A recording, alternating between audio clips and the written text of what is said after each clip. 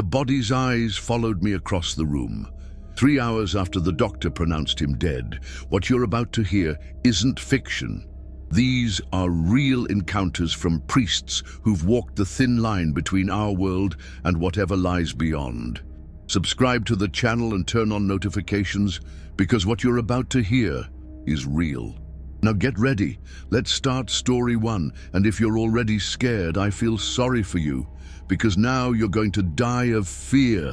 My name is Father Michael, and I've served the church for 37 years across 3 different parishes. I thought I'd seen everything the spiritual world could offer until that October night in St. Peter's Cemetery, Chicago. The call came at exactly 2 a.m. Our groundskeeper, Thomas, reported strange sounds coming from the old chapel that had been abandoned for over 50 years. When I arrived at the cemetery gates, the fog was so thick I could barely see 3 feet ahead of my car's headlights. The cemetery gates groaned as they opened under my touch, their rusted hinges protesting against the cold night air. Immediately I felt it, that oppressive weight pressing down on my chest, like the atmosphere itself was alive and watching my every movement with malevolent intent. The chapel sat at the cemetery's heart, a Gothic structure that had once been beautiful, but now stood as a monument to decay and abandonment. Its spires reached toward the moonless sky like accusing fingers pointed at heaven itself. Gargoyles perched on the corners, their stone faces worn smooth by decades of Chicago weather, yet their eyes seemed to follow me as I approached the entrance. My flashlight began to flicker erratically as I drew closer to the chapel doors, casting uneven shadows that danced across the cracked stone walls like living things trying to escape their stone prison. That's when I heard them, whispers in Latin, coming from beneath the chapel floor. "Adiuva nos," help us. The voices pleaded with an urgency that made my blood run cold. The voice was so clear, so desperately human, that I immediately knelt and pressed my ear to the cold stone steps. The whispers grew more urgent, overlapping until dozens of voices pleaded in perfect unison, their words echoing up from some vast space below.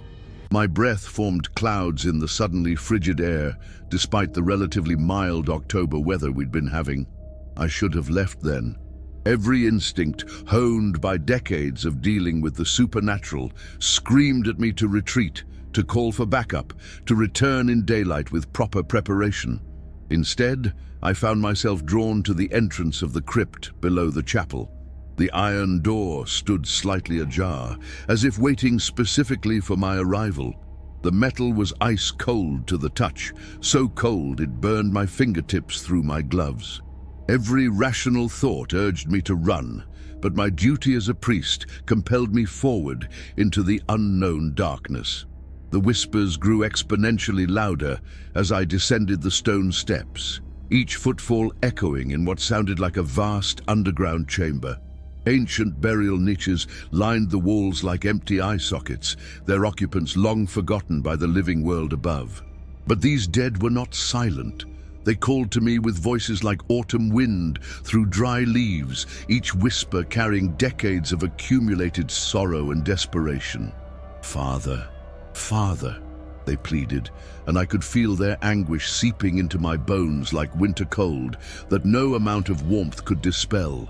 The stone steps descended deeper into absolute darkness than should have been architecturally possible given the chapel's modest size above ground.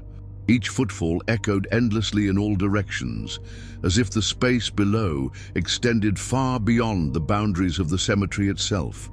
My industrial-strength flashlight, which had never failed me before, barely penetrated the oppressive gloom that seemed to actively resist illumination.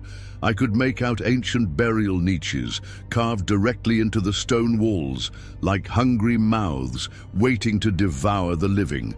The whispers grew exponentially louder and more insistent, overlapping until they became a cacophony of desperate pleas in multiple languages: Latin, English, what sounded like ancient Celtic dialects, and tongues I couldn't identify that seemed older than recorded history.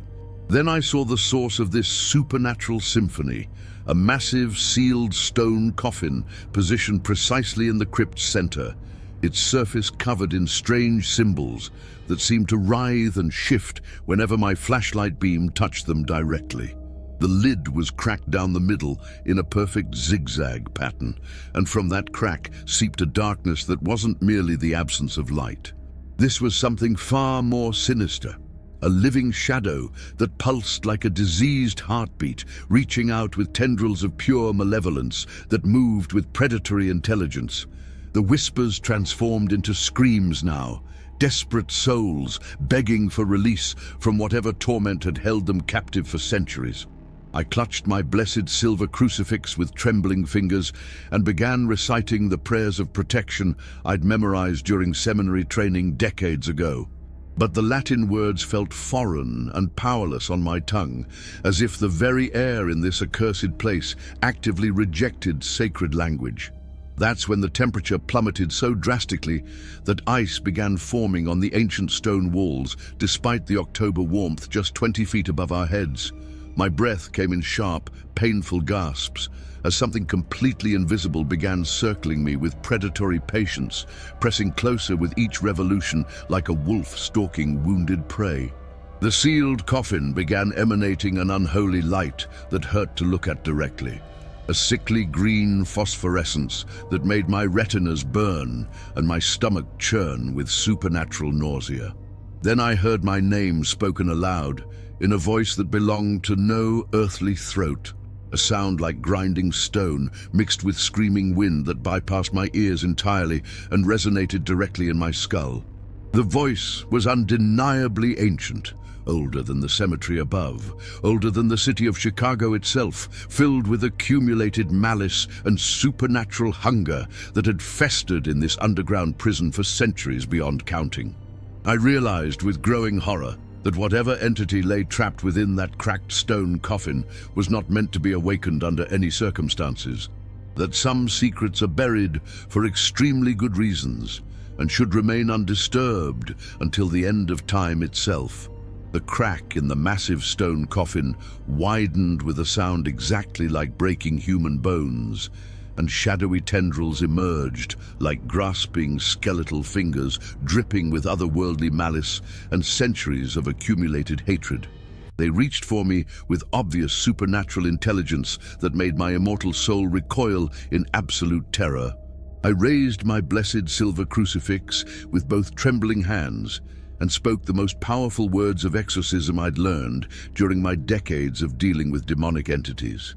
But instead of retreating as demons typically do when confronted with holy symbols, these shadows laughed, a sound like innocent children crying in reverse, hollow and fundamentally wrong in ways that violated natural law.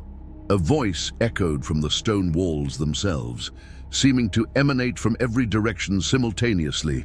"Your pathetic faith means absolutely nothing here, priest. We are the forgotten ones, the denied, the cast out by your precious church's political machinations centuries ago." The living shadows wrapped around my ankles like supernatural iron chains, ice cold and strong as death itself. I could feel them pulling me inexorably toward the coffin, toward whatever apocalyptic nightmare waited within that cracked stone prison. The whispers rose to a literally deafening crescendo, speaking in languages that predated human civilization by millennia. Words that hurt to hear and threatened to drive me permanently insane. In absolute desperation, I smashed my emergency vial of holy water against the stone floor with enough force to shatter the blessed crystal container. The reaction was immediate and violently supernatural. The shadows recoiled with inhuman shrieks that seemed to shake the very foundations of the earth above us. The coffin's sickly phosphorescent glow dimmed like a dying star, and the oppressive supernatural weight lifted just enough for me to break free from those otherworldly chains. I ran up those ancient stone steps faster than I'd moved in decades, my lungs burning from exertion and my faith in divine protection shattered like fragile glass. I didn't stop running until I reached my car in the parking area, hands shaking so violently I could barely start the engine. The drive back to the rectory passed in a blur of streetlights and overwhelming supernatural dread. The next morning, I returned to St. Peter's Cemetery with blessed salt from the Vatican itself and sealed that accursed crypt permanently using prayers older than the papacy, rituals passed down through generations of priests who'd encountered similar supernatural threats.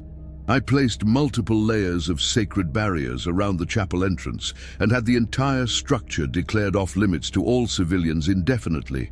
But sometimes, especially late at night when the wind is completely still and the city sleeps, I still hear those ancient whispers carried on the air through my bedroom window.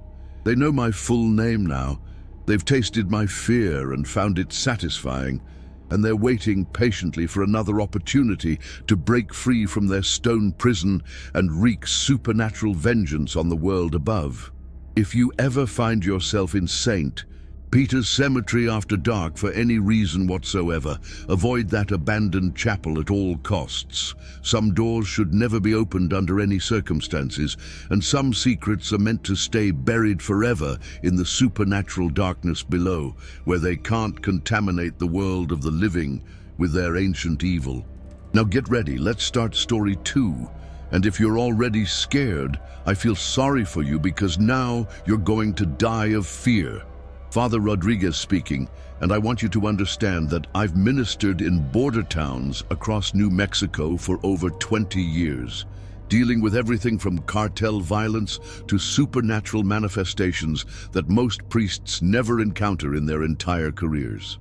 But absolutely nothing in my extensive experience prepared me for what I encountered at Santa Clara Cemetery during that cursed November night that still haunts my dreams. The locals in our small desert community whispered constantly about children's laughter echoing through the cemetery graves every night at exactly midnight. But this wasn't the joyful laughter of living children playing innocent games. According to every witness I interviewed, this was something fundamentally wrong, twisted beyond recognition, like innocence corrupted by unimaginable suffering and supernatural malevolence that defied rational explanation. I initially dismissed these reports as regional folklore mixed with grief-induced hallucinations until that November night when I heard the phenomenon myself with perfect clarity. Santa Clara Cemetery bordered the ruins of an old Catholic orphanage that had burned to the ground in 1952, killing 37 children who had absolutely nowhere else to go in this harsh desert landscape. According to church records I discovered later, these innocent victims were hastily buried in completely unmarked graves, forgotten by bureaucratic paperwork and a world that had already abandoned them once during their brief, tragic lives.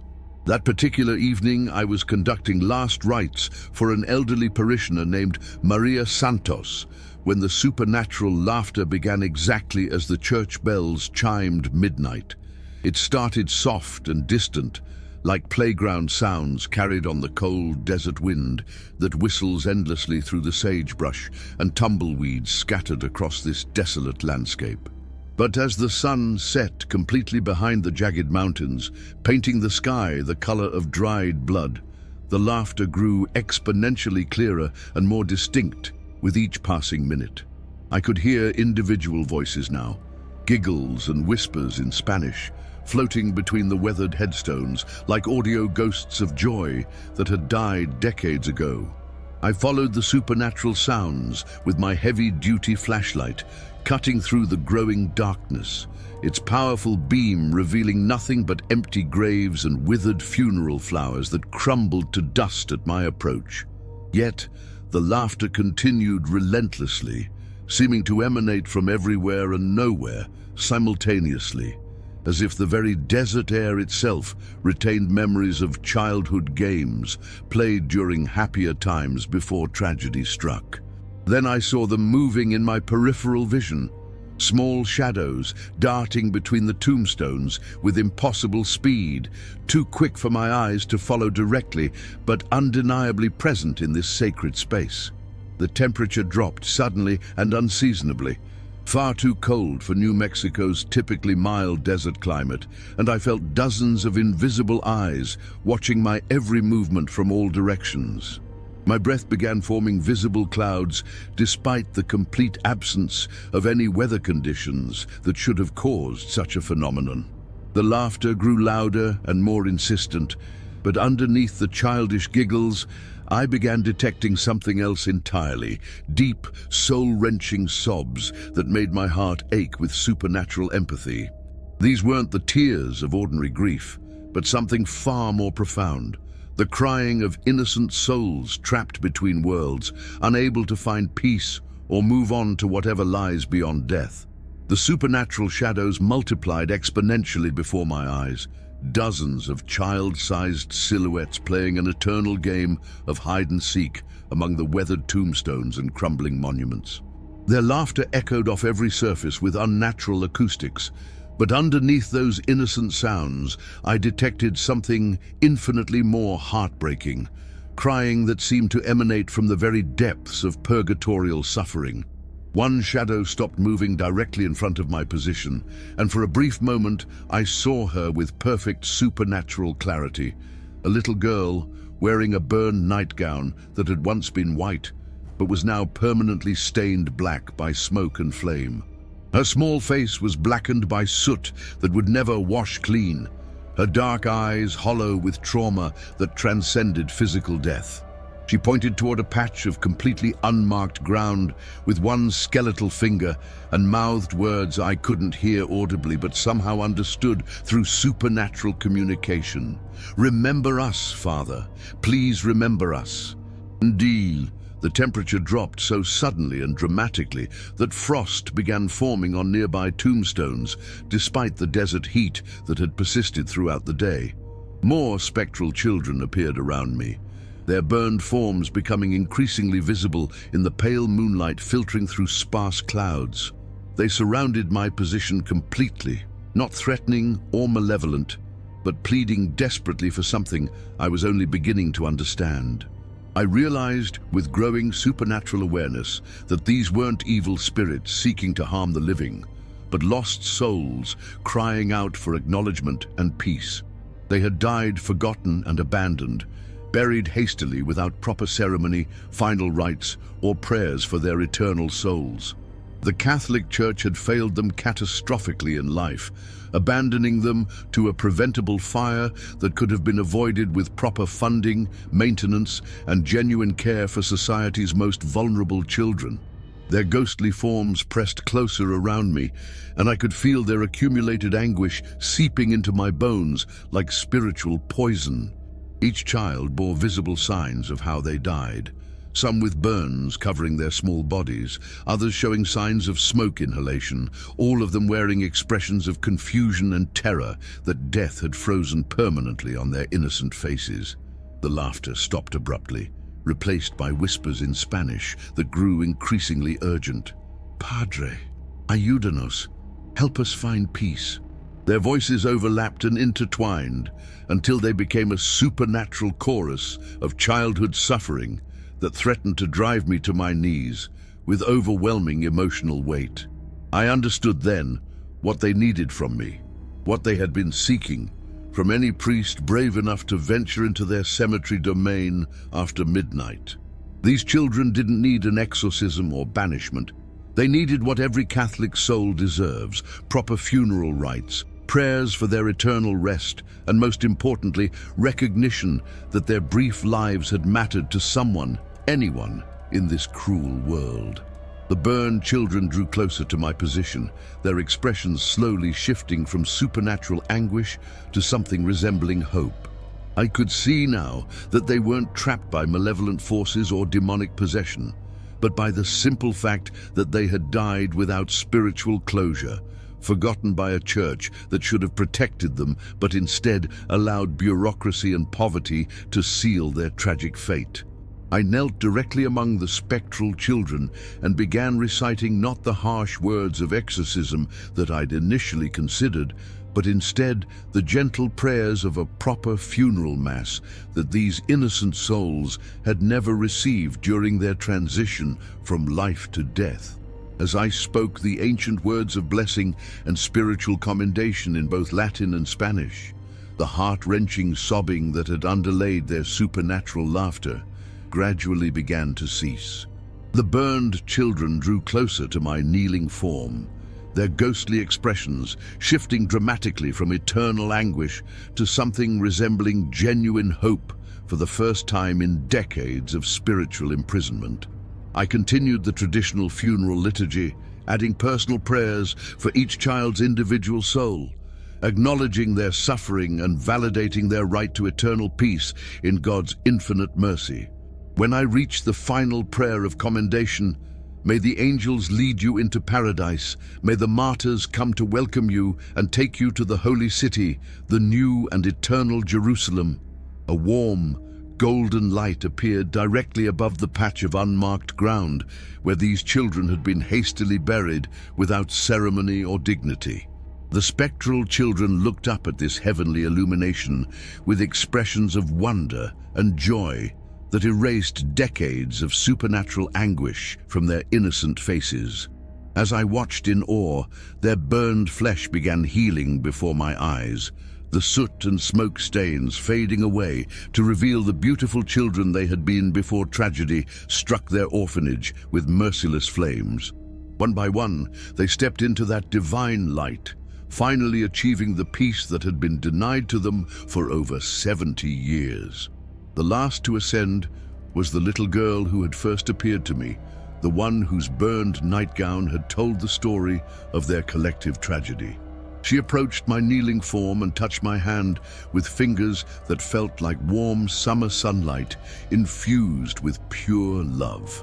"Gracias, Padre," she whispered in a voice like wind chimes touched by gentle desert breezes.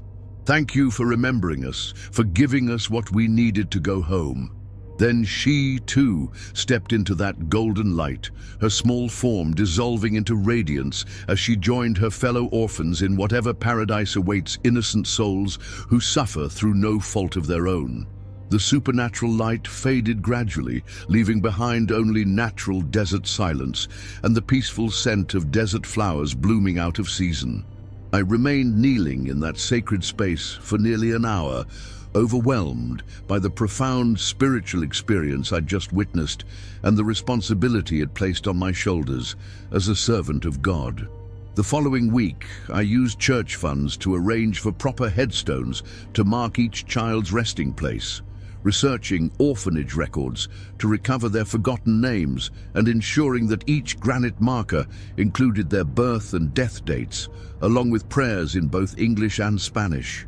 I also organized a special memorial mass attended by the entire parish, finally giving these children the recognition and dignity they deserved.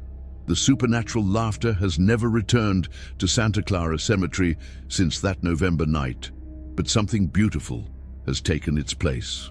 Sometimes, especially during the warm months when the desert blooms with unexpected life, I see small flowers appearing on those children's graves, marigolds that bloom completely out of season, left by hands I cannot see, but whose presence I can feel blessing this once cursed ground. These flowers remind me that death is not the ultimate ending, but merely a doorway to whatever comes next in God's infinite plan. They also serve as a constant reminder that our duty as priests extends beyond the living to encompass all souls seeking peace, especially those who have been forgotten by a world that moves too quickly to remember its most vulnerable members. If you ever find yourself near Santa Clara Cemetery in New Mexico, take a moment to visit those small headstones and remember 37 children whose brief lives mattered more than the world ever acknowledged during their time on Earth. Now get ready, let's start story 3, and if you're already scared, I feel sorry for you because now you're going to die of fear. Father O'Brien here, speaking from St. Augustine's Parish in Boston, and what I'm about to share happened at Mount Auburn Cemetery, where some of Boston's oldest and most influential families rest in elaborate mausoleums that rival European cathedrals in their architectural grandeur. It was December 23rd, 2019, precisely 2 years ago as I record this testimony. and I was driving home from our traditional midnight mass when I noticed lights flickering mysteriously in the cemetery's long-abandoned chapel. These weren't ordinary lights. They appeared to be dozens of candles illuminating the broken stained glass windows like a supernatural beacon cutting through the harsh winter night. The chapel had been officially deconsecrated and permanently sealed for over 50 years, following a devastating scandal involving the previous pastor, Father Matthias Kellerman, who had been secretly accused of conducting blasphemous black masses within those sacred walls. The Catholic Church had buried that investigation deeper than any coffin, transferring all involved parties to distant parishes and sealing the chapel's doors with blessed chains that were never meant to be opened again. According to sealed diocesan records I discovered later, Father Kellerman had been attempting to contact demonic entities through perverted versions of sacred rituals, turning the holy space into something fundamentally unholy. But here were lights blazing, where no electricity had flowed for decades, where no living person should have been able to enter without bolt cutters, and complete disregard for church authority. My curiosity, always my greatest weakness and strength as a priest, compelled me to investigate this supernatural phenomenon, despite every rational instinct screaming at me to drive home and pretend I'd seen nothing unusual. I parked my car outside the cemetery's main entrance and approached the chapel on foot, my breath forming clouds in the bitter December air that seemed to grow colder with each step toward those impossible lights. The chapel stood at the cemetery's heart, its Gothic architecture now twisted into something that suggested corruption rather than salvation. Gargoyles perched on every corner appeared to grin with malevolent satisfaction in the flickering candlelight. As I drew closer, I could hear what sounded like Latin chanting echoing from within the supposedly empty structure. But this wasn't the familiar cadence of normal Mass. These words were wrong somehow, ancient Latin phrases twisted into configurations that hurt to hear and made my stomach churn with supernatural nausea that had nothing to do with physical illness. The heavy wooden doors, which should have been secured with multiple padlocks and blessed chains, stood slightly ajar, as if inviting me to witness whatever blasphemous ceremony was taking place inside. Every instinct honed by decades of dealing with supernatural threats urged me to retreat immediately, but my duty as a priest demanded that I investigate potential sacrilege occurring on consecrated ground. I pushed open those doors and stepped into a scene that violated everything I understood about sacred space and holy ritual. The chapel's interior was illuminated by hundreds of black candles, arranged in precise geometric patterns that hurt to look at directly. The twisted shadows they cast on the walls seemed to move independently of their flames, reaching toward me with obvious malevolent intent. At the altar, where Christ's sacrifice should have been commemorated with reverence and love, stood a figure in priest's vestments conducting what appeared to be a perverted version of midnight mass. But as my eyes adjusted to the unnatural lighting, I realized this wasn't a living priest. The figure was translucent, clearly supernatural, and its movements were wrong in ways that defied description. The spectral priest turned toward me with movements that seemed to bend reality itself, and I found myself staring into the hollow eye sockets of Father Matthias Kellerman, dead for over 30 years, but somehow still conducting his blasphemous rituals in this corrupted sacred space. His ghostly vestments were stained with what appeared to be dried blood, and the symbols embroidered on his chasuble were definitely not Christian. They were sigils and demonic seals that seemed to writhe and shift whenever I looked directly at them. Behind him, arranged in the chapel's pews, sat dozens of translucent figures, men and women in period clothing from various decades, all clearly deceased, but somehow still participating in this supernatural mass. Their faces were uniformly blank, their eyes reflecting the candlelight like empty mirrors, and their mouths moved in unison, reciting Latin phrases that definitely didn't belong in any legitimate Catholic ritual. The perverted liturgy continued around me as if my presence was expected, even welcomed. Father Kellerman's ghostly voice echoed through the chapel with unnatural acoustics that made every blasphemous word resonate directly in my skull. "Welcome, brother. You arrived just in time for the consecration of darkness, the blessing of eternal damnation." I clutched my crucifix and began reciting the Lord's Prayer aloud, hoping to dispel this supernatural gathering through the power of authentic sacred words. But instead of retreating, the spectral congregation turned toward me with movements that were too fluid, too coordinated to be natural. Their blank stares focused on me with predatory intensity that made my soul recoil in terror. "Your prayers have no power here," Father Kellerman's ghost intoned, with obvious satisfaction. "This ground was consecrated to darker forces long before you arrived. We have been expecting you, Father O'Brien. Your reputation for investigating supernatural phenomena precedes you, and we have such wonderful secrets to share."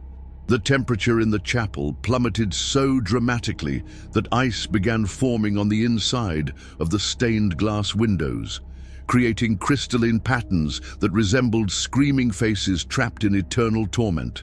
My breath came in painful gasps as the spectral congregation rose from their pews with synchronized movements that violated natural law. They began walking toward me with that same unnatural fluidity, their translucent forms becoming more solid and threatening with each step. I could see now that their period clothing was actually burial shrouds and funeral attire. These were the souls of people who had participated in Father Kellerman's blasphemous rituals during their lives and were now trapped in this consecrated space for eternity. The ghostly priest continued his perverted mass, raising a chalice filled with what appeared to be liquid darkness that absorbed light rather than reflecting it. "Behold the blood of the damned," he proclaimed with obvious blasphemous pride.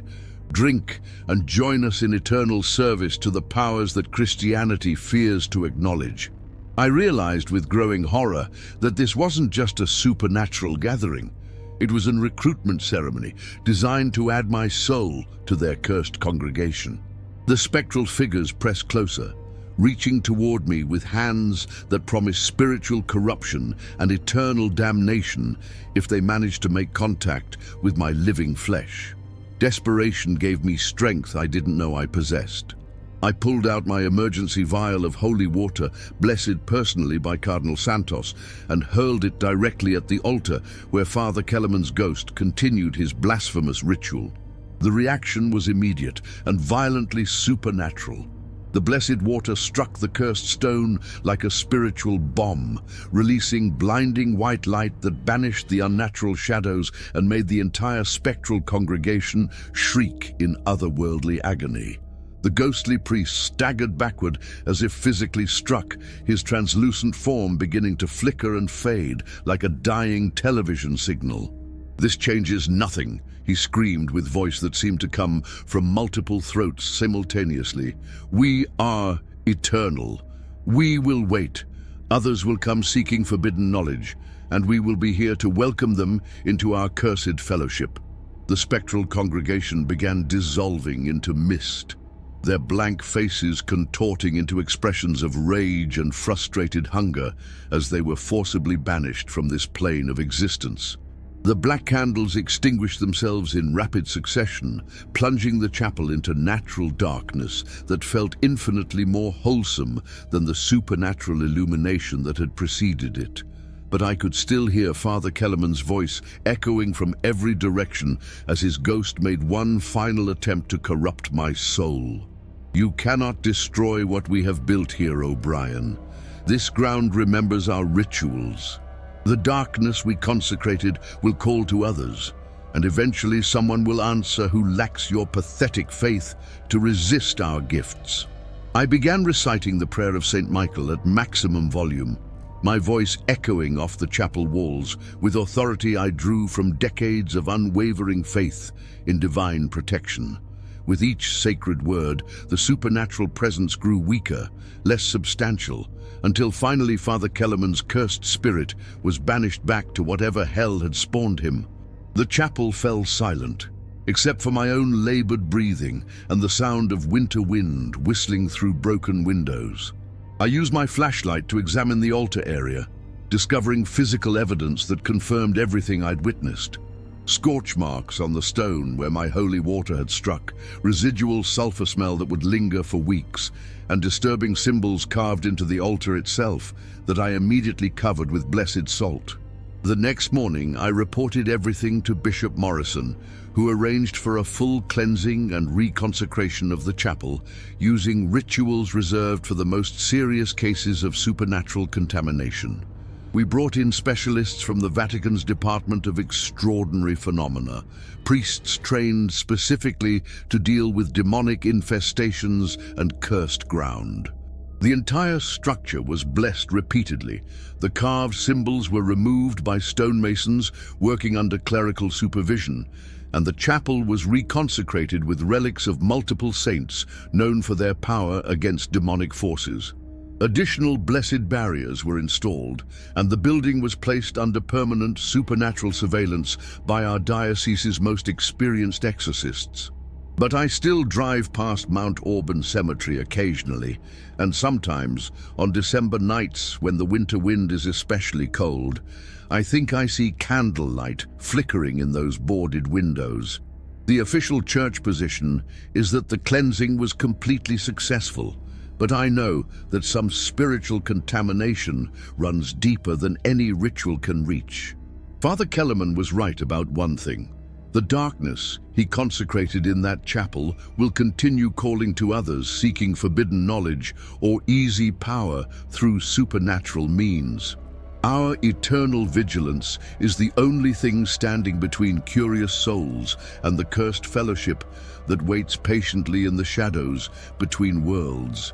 If you ever find yourself near Mount Auburn Cemetery on a December night and see lights where none should exist, keep driving.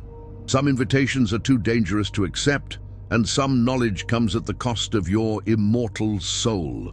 The dead should rest in peace, not conduct midnight masses that mock everything sacred about our faith. Now get ready, let's start story 4, and if you're already scared, I feel sorry for you because now you're going to die of fear. I'm Father Gonzalez from Sacred Heart Parish in San Antonio, Texas, and I need to share what happened at Rosewood Cemetery during the summer of 2020, when a marble statue of the Virgin Mary began weeping real tears that defied every scientific explanation our diocese could provide. This wasn't the typical case of moisture condensation or porous stone-absorbing humidity. These were actual salt tears that flowed continuously from the statue's carved eyes for 3 solid months, creating permanent stains on the white marble that no amount of cleaning could remove. The statue had stood in Rosewood Cemetery for over 80 years, commissioned by the Hernandez family to mark the grave of their infant daughter, Isabella, who died from influenza during the devastating pandemic of 1918. For 8 decades, that marble virgin had gazed serenely over the child's resting place without any unusual phenomena whatsoever. Countless visitors had prayed before it, left flowers, and found comfort in its peaceful expression during their times of grief and loss. But on June 15, 2020, everything changed. Mrs. Elena Vasquez was visiting her husband's nearby grave when she noticed what appeared to be water streaming down the Virgin's face. Initially, she assumed it was rainwater or sprinkler overspray, but when she approached for a closer look, she realized the liquid was flowing directly from the statue's carved eyes in a steady stream that had already created visible trails down the marble cheeks. More disturbing was the fact that it hadn't rained in San Antonio for over 2 weeks, and the cemetery's irrigation system had been shut down for maintenance. There was absolutely no natural explanation for moisture of any kind to be present on that statue, yet the tears continued flowing at a rate that would have required a hidden reservoir of substantial size to maintain such consistent output. Elena immediately contacted our parish office, and I arrived within an hour to investigate this potential miracle. What I found challenged everything I understood about the laws of physics and divine intervention.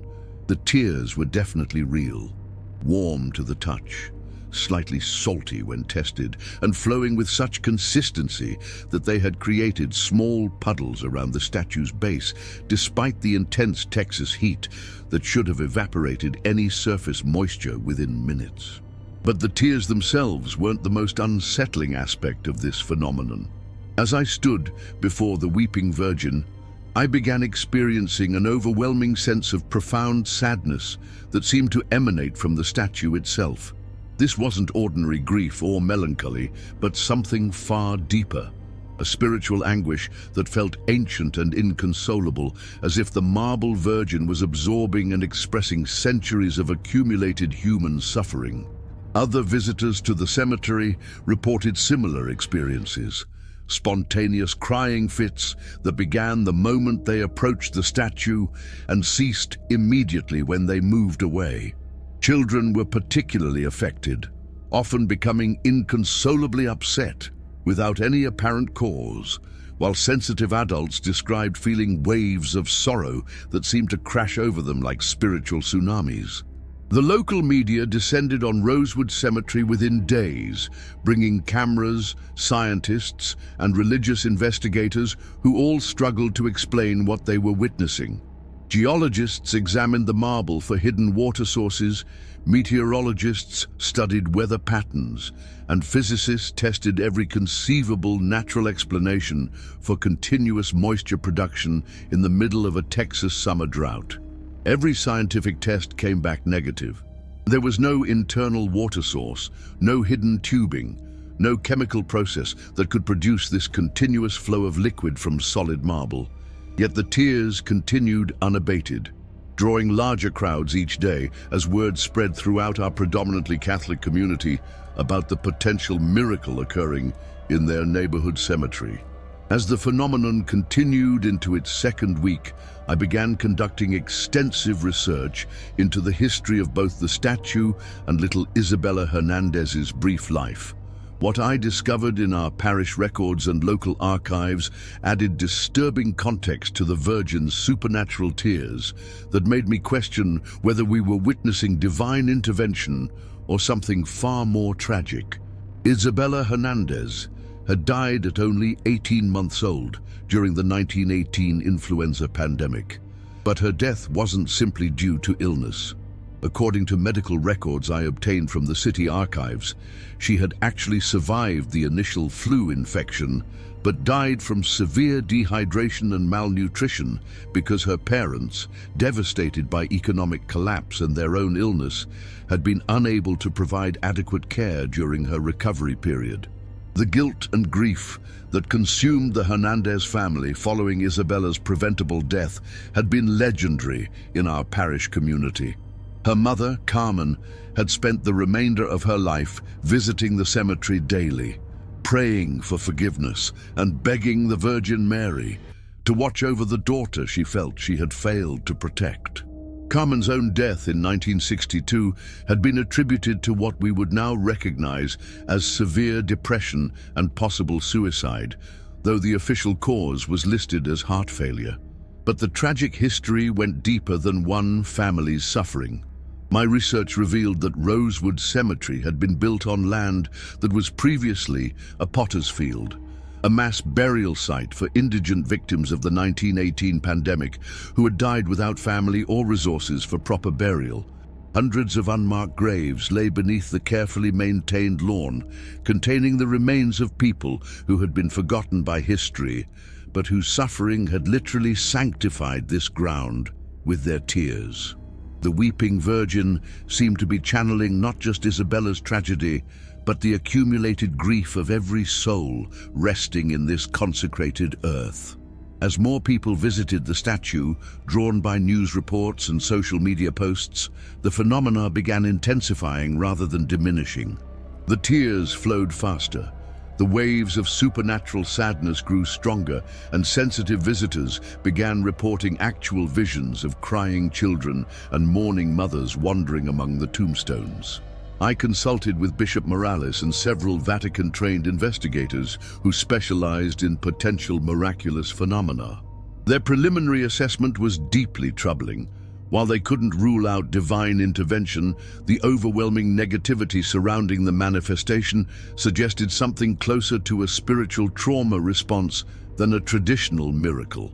True miracles bring peace and hope, explained Father Pietro Lombardi, the Vatican investigator who arrived from Rome to assess the situation. This phenomenon, while supernatural in nature, seems to be expressing profound spiritual anguish rather than divine blessing. We may be witnessing the accumulated grief of countless souls crying out for acknowledgement and peace. The crowds visiting Rosewood Cemetery grew larger each week, but instead of the typical joy and hope associated with miraculous apparitions, visitors consistently reported feeling overwhelmed by sadness that lingered for days after their visit.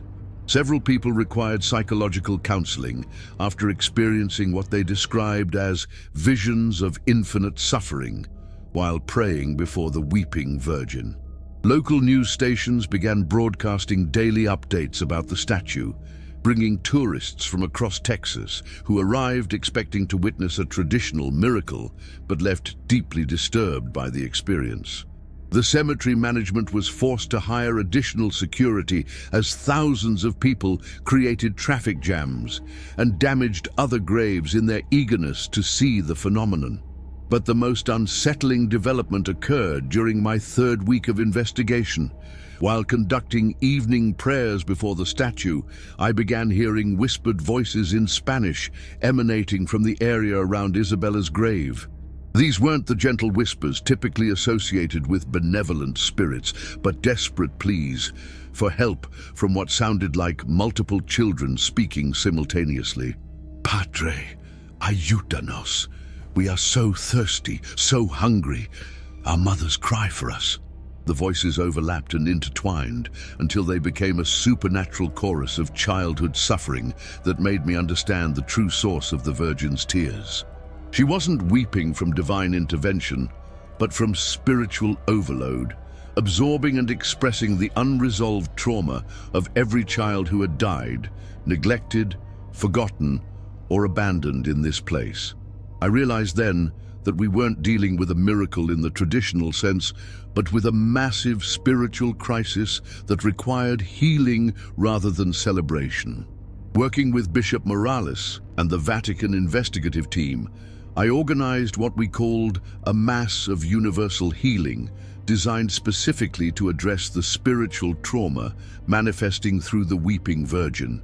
Instead of treating this as a miraculous phenomenon to be celebrated, we approached it as a cry for help from souls who had suffered without proper spiritual care.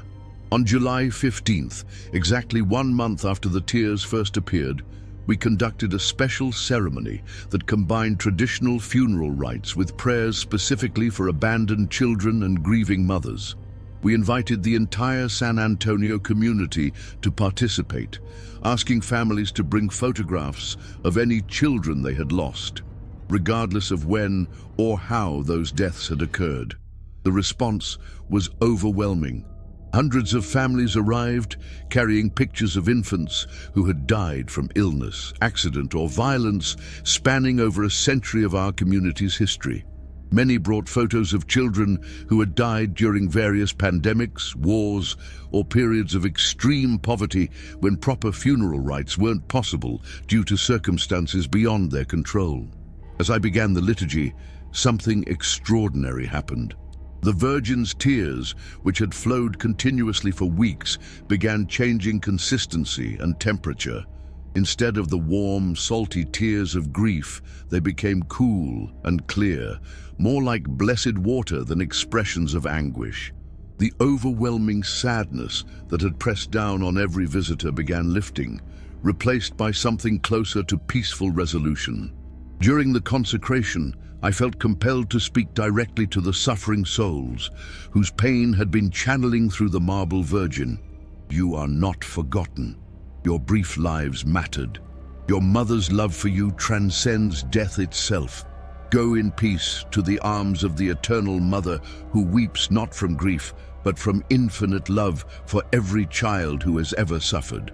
The transformation was immediate and profound. The tears stopped flowing abruptly, but instead of simply ceasing, they seemed to be absorbed back into the marble itself, leaving the Virgin's face completely dry for the first time in weeks. The oppressive atmosphere of supernatural grief lifted entirely, replaced by the peaceful energy typically associated with authentic sacred spaces. More remarkably, every person present reported feeling a sudden sense of relief and spiritual healing that they struggled to describe in words. Parents who had carried guilt about children's deaths for decades spoke of feeling forgiven and released from burdens they had carried for years.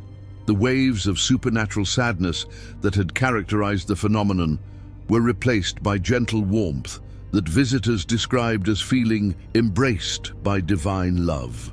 In the weeks following our healing Mass, Rosewood Cemetery underwent a complete spiritual transformation.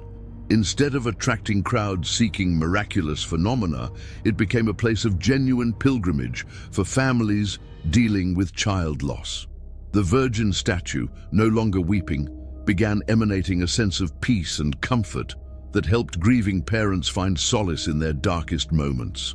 The Vatican's final report classified the Weeping Virgin of Rosewood Cemetery as supernatural phenomenon resolved through appropriate spiritual intervention, essentially confirming that we had witnessed authentic spiritual manifestation that required healing rather than veneration.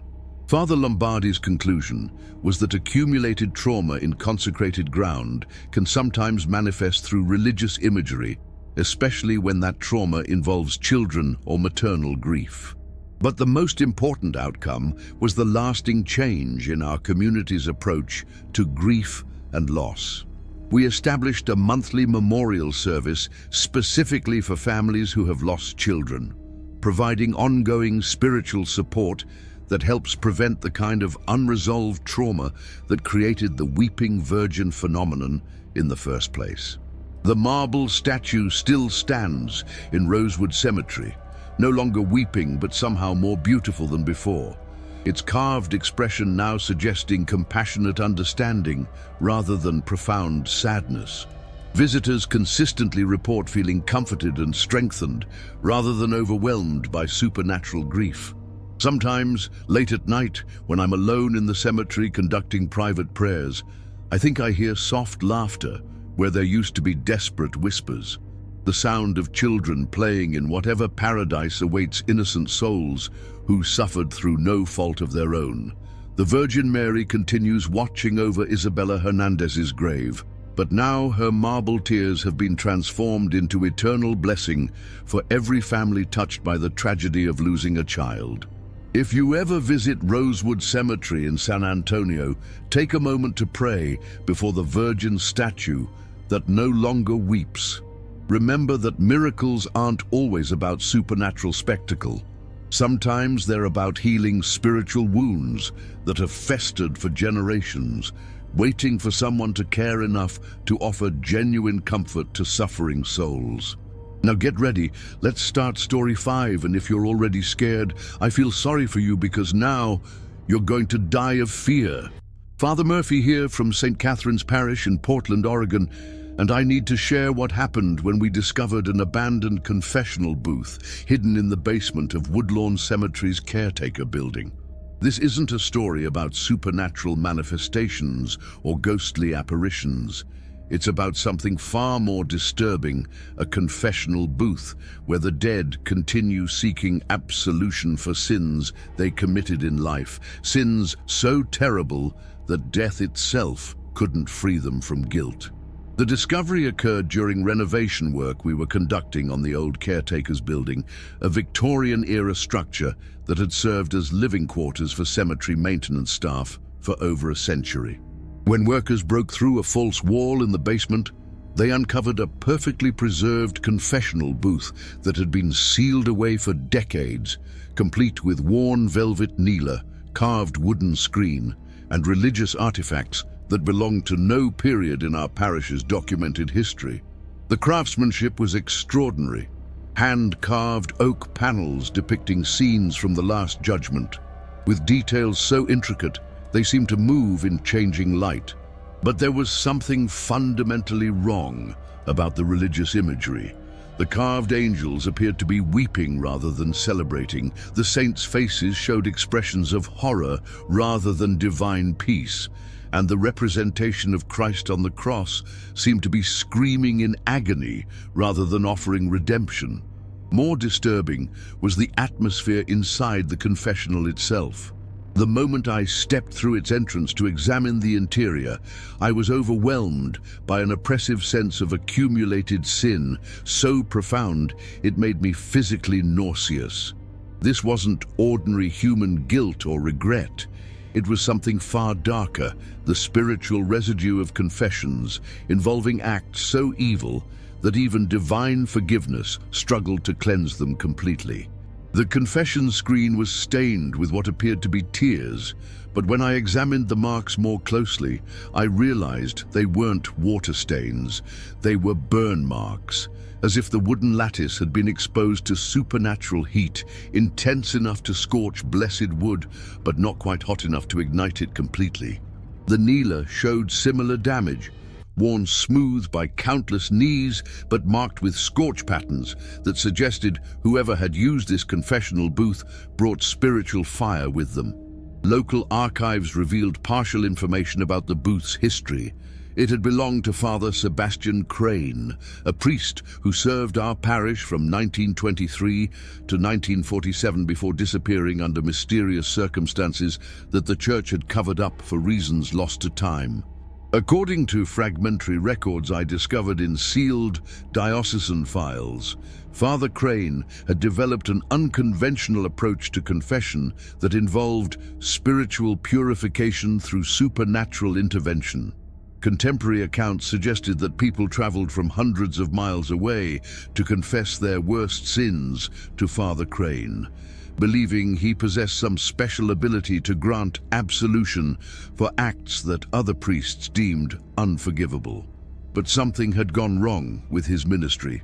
By 1946, local authorities were investigating reports of people entering his confessional booth and never emerging, though no bodies were ever found and no crimes were ever officially proven. The church transferred Father Crane to an undisclosed location in early 1947, sealed his confessional booth behind a false wall, and destroyed all records of his innovative confession methods. For over 70 years, that confessional had remained hidden in the basement, preserving whatever supernatural forces Father Crane had unleashed during his final year of service. But our discovery of the booth seemed to reactivate whatever spiritual mechanism Father Crane had created. Within hours of breaking through that false wall, I began hearing whispered confessions echoing from the basement at all hours of the day and night. These weren't the voices of living penitents seeking forgiveness. They were the desperate pleas of souls who had died without receiving adequate absolution for their earthly crimes. The supernatural confessions began immediately after sunset, on the day we uncovered the booth, starting as barely audible whispers that gradually intensified into clearly understandable spoken testimonies of human evil that chilled me to my core. These weren't ordinary sins of pride, greed, or lust that typically burden human souls. They were confessions of acts so horrific that I struggle to repeat them even now, years later. "Bless me, Father, for I have sinned." The first voice belonged to what sounded like an elderly man, speaking in an accent from the 1940s. "It has been 3 days since my last confession, and I have murdered my entire family with an axe. My wife, my 3 children, even our infant daughter. I buried their bodies in our basement and told neighbors they had moved to California." Night after night, the confessions continued, each one more disturbing than the last. A woman's voice admitted to poisoning 7 husbands for their insurance money. A young man confessed to burning down an orphanage with children still inside. An elderly woman described decades of systematically torturing animals in ways that violated every concept of human decency. But the most disturbing aspect wasn't the content of these supernatural confessions. It was the fact that they never ended. The same voices returned repeatedly, confessing identical sins with identical words, as if trapped in eternal loops of spiritual guilt that prevented them from finding peace, even in death. They seemed to be seeking absolution from Father Crane specifically, unable to accept forgiveness from any other source. I consulted with Bishop Walsh and several experts in supernatural phenomena, including a priest psychologist from the Vatican who specialized in what they termed residual spiritual trauma. His assessment was deeply troubling. Father Crane had apparently developed a confession method that bound penitent souls to his spiritual authority, creating a supernatural dependency that persisted beyond physical death. Some priests become so convinced of their own spiritual power that they create unhealthy dependencies in their parishioners, explained Dr. Father Antonio Ricci, the Vatican specialist. In extreme cases, this can create spiritual bondage that prevents souls from moving on to final judgment. They become trapped in cycles of confession and absolution that never truly cleanse their sins because the process itself has become corrupted. Research into Father Crane's methods revealed fragments of forbidden theology that he had apparently adopted from pre-Christian traditions involving spiritual binding and supernatural control over human souls. Instead of simply offering standard absolution for confessed sins, he'd been performing additional rituals that created permanent spiritual connections between himself and his penitents. The booth itself appeared to be designed as a spiritual trap, using blessed wood carved with symbols that maintained supernatural bonds even after Father Crane's disappearance. Every person who had confessed their worst sins in that booth remained spiritually connected to it, unable to find peace until they received final absolution from the priest who had originally bound their souls. As weeks passed, the supernatural confessions grew more frequent and more urgent. The voices began overlapping, creating cacophonous testimony to human evil that made it impossible for anyone to remain in the caretaker's building after dark. Cemetery workers refused to enter the basement, and even blessed barriers seemed powerless against the accumulated spiritual contamination that decades of trapped souls had created in that space. More disturbing was the discovery that some of the confessed crimes matched unsolved cases from Portland police files spanning several decades. These weren't fictional admissions of guilt. They were actual confessions to real murders, arsons, and other serious crimes that had never been officially resolved because the perpetrators had died without revealing their secrets to earthly authorities. Working with Vatican authorities and local law enforcement, we developed an unprecedented plan to provide final absolution for the trapped souls, while simultaneously gathering evidence about unsolved crimes they had confessed to committing during their earthly lives. This required special dispensation from Rome, as we were essentially conducting spiritual intervention in criminal investigations that had remained open for decades. The process was extraordinarily dangerous from a spiritual perspective. To offer valid absolution to souls trapped by Father Crane's corrupted confession methods, I had to enter the confessional booth myself and essentially take his place as their spiritual authority.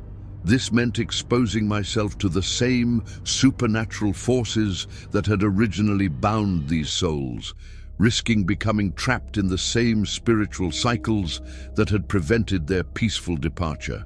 Bishop Walsh insisted on extensive spiritual protection before I attempted this intervention.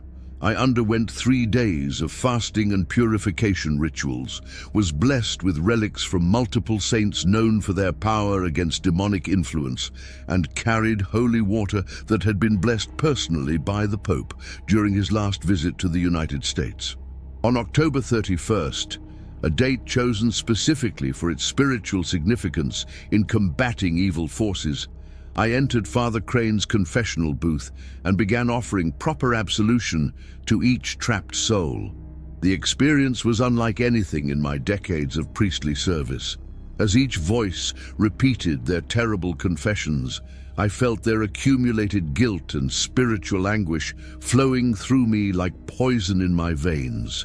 I absolve you of your sins, in the name of the Father, and of the Son, and of the Holy Spirit, I repeated for each penitent, adding specific prayers to break the supernatural bonds that Father Crane had created. With each absolution, I felt another soul being released from its spiritual prison, finally free to face whatever judgment awaited them in the afterlife. The process took over 6 hours, during which I granted final absolution to 43 different souls whose crimes had kept them trapped in Father Crane's spiritual web for decades. As each soul found peace, their confessions ceased permanently, replaced by what sounded like sighs of profound relief echoing from some vast spiritual distance. When the last voice fell silent, the oppressive atmosphere in the confessional booth lifted completely. The scorch marks on the wooden screen faded away. The carved religious imagery returned to normal proportions, showing proper expressions of divine mercy, and the overwhelming sense of accumulated sin dissipated entirely. We immediately contacted Portland Police with detailed information about the confessed crimes, leading to the closure of several cold cases and bringing resolution to families who had waited decades for answers about their loved ones' disappearances. While we couldn't reveal our supernatural sources, the accuracy of the information we provided convinced investigators that someone with detailed knowledge of these crimes had come forward. The confessional booth itself was dismantled under Vatican supervision, and its components were properly blessed and disposed of according to protocols for spiritually contaminated religious artifacts. The basement was thoroughly cleansed with multiple blessing ceremonies, and we installed permanent spiritual barriers to prevent any similar phenomena from manifesting in the future. But the experience left me with profound questions about the nature of confession, absolution, and spiritual authority that continue to trouble my faith today. Father Crane's methods were undeniably evil, but his underlying intention to help people find forgiveness for unforgivable sins came from genuine desire to serve God and heal human suffering. The lesson I learned from those trapped souls was that true absolution cannot be forced or controlled through supernatural manipulation. Divine forgiveness flows freely to all who genuinely repent, but it cannot be captured, stored, or dispensed according to human will, no matter how well-intentioned that will might be. If you ever encounter confession opportunities that promise supernatural enhancement or special spiritual powers beyond standard Catholic doctrine, please remember Father Crane's tragic legacy. God's mercy is infinite and available to all sincere penitents, but that mercy operates according to divine will rather than human ambition, even when that ambition wears the robes of priestly authority. Some spiritual doors are meant to remain closed, and some methods of seeking forgiveness create more problems than they solve. True peace comes through humble acceptance of standard divine mercy, not through supernatural shortcuts that promise more than God intends to provide through ordinary religious practice. If these true encounters are affecting you as deeply as they affected me, subscribe now and turn on notifications. We're only halfway through tonight's collection, and the most disturbing stories are yet to come. Your support helps us continue investigating these supernatural phenomena that most people will never believe. Now get ready. Let's start story 6, and if you're already scared, I feel sorry for you because now you're going to die of fear. I'm Father Williams from Holy Cross Parish in Detroit, Michigan, and what I'm about to share involves the most disturbing confession I've received in 40 years of priestly service. It came from Marcus Thompson, a grave digger who worked at Elmwood Cemetery for over 30 years before his death in 2021. 3 days before Marcus passed away from lung cancer, he called me to his hospital bedside and made a confession that revealed supernatural phenomena occurring in Detroit's oldest cemetery that the public has never been allowed to know. Marcus had been a faithful parishioner his entire adult life, a quiet man who attended morning mass daily before reporting to his job at Elmwood Cemetery. He was known throughout our parish community as someone who took his work seriously, treating every burial with the respect and dignity that families deserved during their most difficult moments. But according to his deathbed confession, Marcus had been keeping terrible secrets about what he discovered during night shifts at the cemetery. "Father Williams," he whispered with labored breathing, "I need to tell you about the graves that dig themselves. For 30 years, I've been covering up supernatural activity that would terrify the entire city if people knew the truth. The dead don't rest peacefully in Elmwood Cemetery. Some of them are still trying to escape whatever hell they created during their lives." Marcus's confession revealed that certain graves in the cemetery's oldest section would spontaneously excavate themselves during the night, leaving perfectly rectangular holes where burial plots had been properly filled just hours before. This phenomenon occurred approximately once per month, always involving individuals who had died under suspicious circumstances or who were rumored to have committed serious crimes during their earthly lives. "The first time it happened was 1992, Marcus continued, his voice growing weaker with each word. "I arrived for work Monday morning and found the grave of Vincent Kowalski completely empty. Not just the casket missing, but a perfect hole dug from the inside out, with soil piled neatly around the edges like someone had excavated it with professional tools. But there were no footprints, no tire tracks, no evidence that anyone with physical bodies had been there." Marcus had immediately reported the incident to cemetery management, but instead of investigating or contacting authorities, they had sworn him to secrecy and ordered him to refill the grave immediately. They provided no explanation for the supernatural excavation and threatened to fire him if he discussed the incident with anyone, including family members or religious authorities. "They told me it was vandalism," Marcus whispered, "but I knew better. Vandals don't dig perfect rectangular holes without leaving any trace of their presence. And they don't just steal caskets. They would have left evidence, made noise, required multiple people and heavy equipment.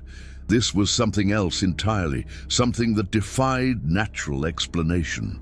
Over the following 3 decades, Marcus had covered up similar incidents involving dozens of graves, always following the same pattern. The excavations occurred only during new moon nights, when the cemetery was at its darkest, always involving people whose deaths had been controversial or whose lives had been marked by rumors of serious criminal activity. The supernatural excavations weren't random acts of spiritual vandalism. They followed specific patterns that suggested intelligent purpose behind the phenomena.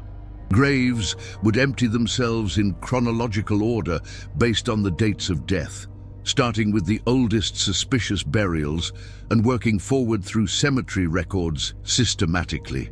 "I started keeping detailed records," Marcus admitted, pulling a worn notebook from beneath his hospital pillow. "Every incident, every name, every date. I documented everything because I knew someday I would need to confess this to someone who could understand the spiritual implications of what I was witnessing." His notebook contained 30 years of supernatural activity that revealed disturbing patterns in Detroit's criminal history. Almost every grave that had excavated itself belonged to someone connected to unsolved murders, mysterious disappearances, or other serious crimes that had never been properly investigated by authorities. But the most terrifying aspect of Marcus's confession wasn't the supernatural excavations themselves. It was what he discovered about where the missing bodies had gone.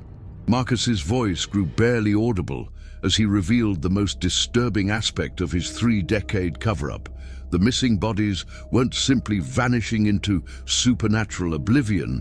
They were gathering in an abandoned mausoleum at the cemetery's far edge. creating what he described as a council of the damned that met every new moon to conduct some form of supernatural tribunal for souls seeking redemption they couldn't achieve through ordinary death. "I followed them one night in 1995, Marcus whispered, his breathing becoming more labored with each revelation.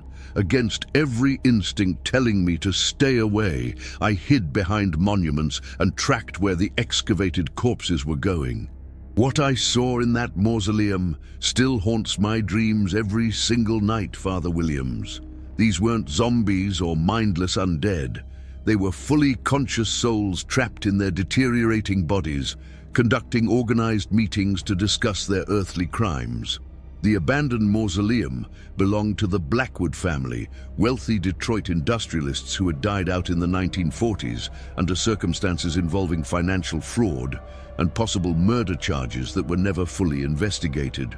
According to Marcus's observations, this structure had become a supernatural courthouse where the unquiet dead gathered to confess their sins to each other in desperate attempts to achieve the spiritual peace that traditional burial hadn't provided.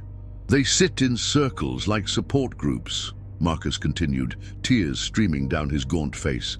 "Each corpse takes turns describing the murders, thefts, rapes, and other terrible crimes they committed during their lives. They're seeking absolution from each other because they died without proper confession, but it never works. The same souls return month after month, repeating identical confessions that never bring them peace." Marcus had documented over 200 different individuals participating in these supernatural gatherings over his 30 years of secret observation. The corpses showed varying degrees of decomposition based on how long they had been dead, but all retained enough consciousness and physical integrity to speak clearly and move with obvious purpose and intelligence. "Some of them have been attending these meetings since the 1920s, Marcus revealed, consulting his detailed notebook with trembling hands. "I recognize names from old newspaper articles about unsolved crimes. Vincent Kowalski killed 3 women in the 1960s, but was never caught. Maria Santos poisoned her entire family for insurance money, but died before authorities could prove her guilt. Thomas Mueller was a child predator who evaded justice his entire life. The supernatural tribunal followed specific rituals that parodied legitimate Catholic confession procedures, but ultimately provided no genuine spiritual relief for the participating souls. They would arrange themselves in concentric circles within the mausoleum, with the longest dead corpses occupying positions of apparent authority in the center, while more recent deaths knelt around the perimeter, awaiting their turn to confess.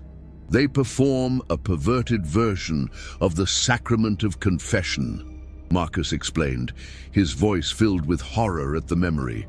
"The decomposed corpses in the center act like priests, listening to confessions and attempting to grant absolution they have no spiritual authority to provide. But because they're all damned souls seeking the same impossible forgiveness, their ritual absolutions are completely meaningless." Marcus had observed the supernatural tribunal becoming increasingly desperate and violent as decades passed without achieving the spiritual peace they sought. Recent gatherings included attempts to force living cemetery visitors to participate in their corrupted confession rituals, believing that absolution from innocent souls might succeed where absolution from fellow sinners had failed consistently. Last year, they started trying to drag living people into their meetings, Marcus whispered with obvious terror. Night security guards, teenagers sneaking into the cemetery, even other cemetery workers who stayed too late. Most people escape because the corpses move slowly, but several visitors have reported being grabbed by decomposing hands emerging from behind monuments. The supernatural tribunal had apparently realized that their monthly gatherings weren't providing the spiritual relief they desperately sought, leading them to escalate their methods in ways that pose genuine danger to living visitors. Marcus had begun working exclusively day shifts to avoid encountering the increasingly aggressive congregation of unquiet dead who gathered each new moon. "I should have reported this decades ago," Marcus admitted, his confession taking on the desperate urgency of a dying man seeking his own spiritual peace.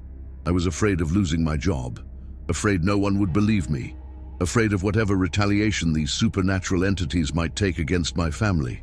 But my silence has allowed this abomination to continue and grow stronger with each passing year."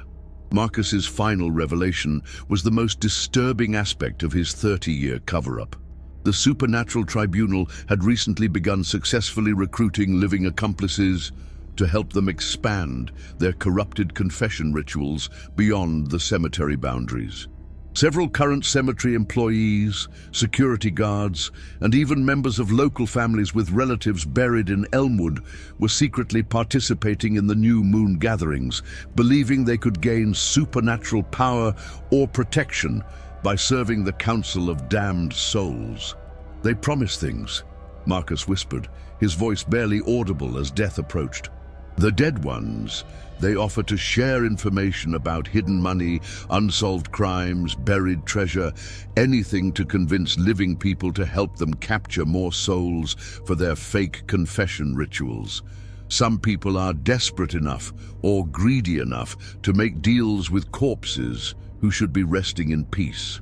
According to Marcus's observations, the living accomplices were gradually becoming spiritually corrupted through their participation in the Supernatural Tribunal's activities. They began developing the same obsessive need for impossible absolution that trapped the dead souls in their endless cycle of meaningless confession and false forgiveness. "I watched good people turn evil," Marcus continued, tears streaming down his face. "Cemetery workers I'd known for years started acting strange, staying late without authorization, making excuses to visit the old mausoleum section. They were becoming addicted to the false spiritual power they thought they were gaining from association with the unquiet dead." Marcus had documented at least 12 living accomplices who were actively helping the Supernatural Tribunal by identifying potential victims, luring visitors to the abandoned mausoleum, and even participating in the corrupted confession rituals as both confessors and penitents.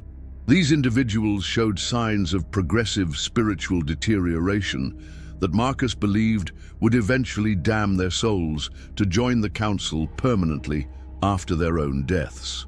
The worst part is that some of them are bringing their own families into this abomination, Marcus revealed, his breathing becoming increasingly difficult. Parents involving their children, spouses convincing each other to attend the gatherings. The supernatural corruption is spreading like a disease through people who think they're gaining spiritual benefits when they're actually destroying their chances for genuine salvation.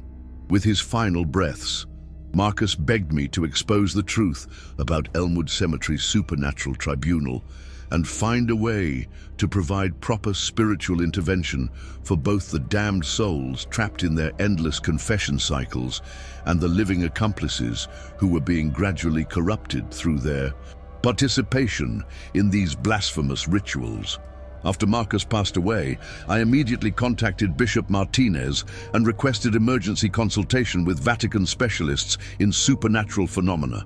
The case required unprecedented intervention, combining exorcism procedures, mass blessing rituals, and law enforcement investigation into the criminal activities that living accomplices were committing under supernatural influence. Working with Detroit police and Vatican-trained specialists, we conducted a massive spiritual intervention during the following new moon period. Instead of allowing the Supernatural Tribunal to conduct their usual corrupted confession ritual, we surrounded the abandoned mausoleum with blessed barriers and offered genuine Catholic confession and absolution to any souls willing to abandon their false spiritual authority and accept legitimate divine mercy. The results were dramatic and immediate. 37 of the trapped souls accepted proper absolution and disappeared into whatever afterlife awaited them, finally achieving the spiritual peace they had sought unsuccessfully for decades.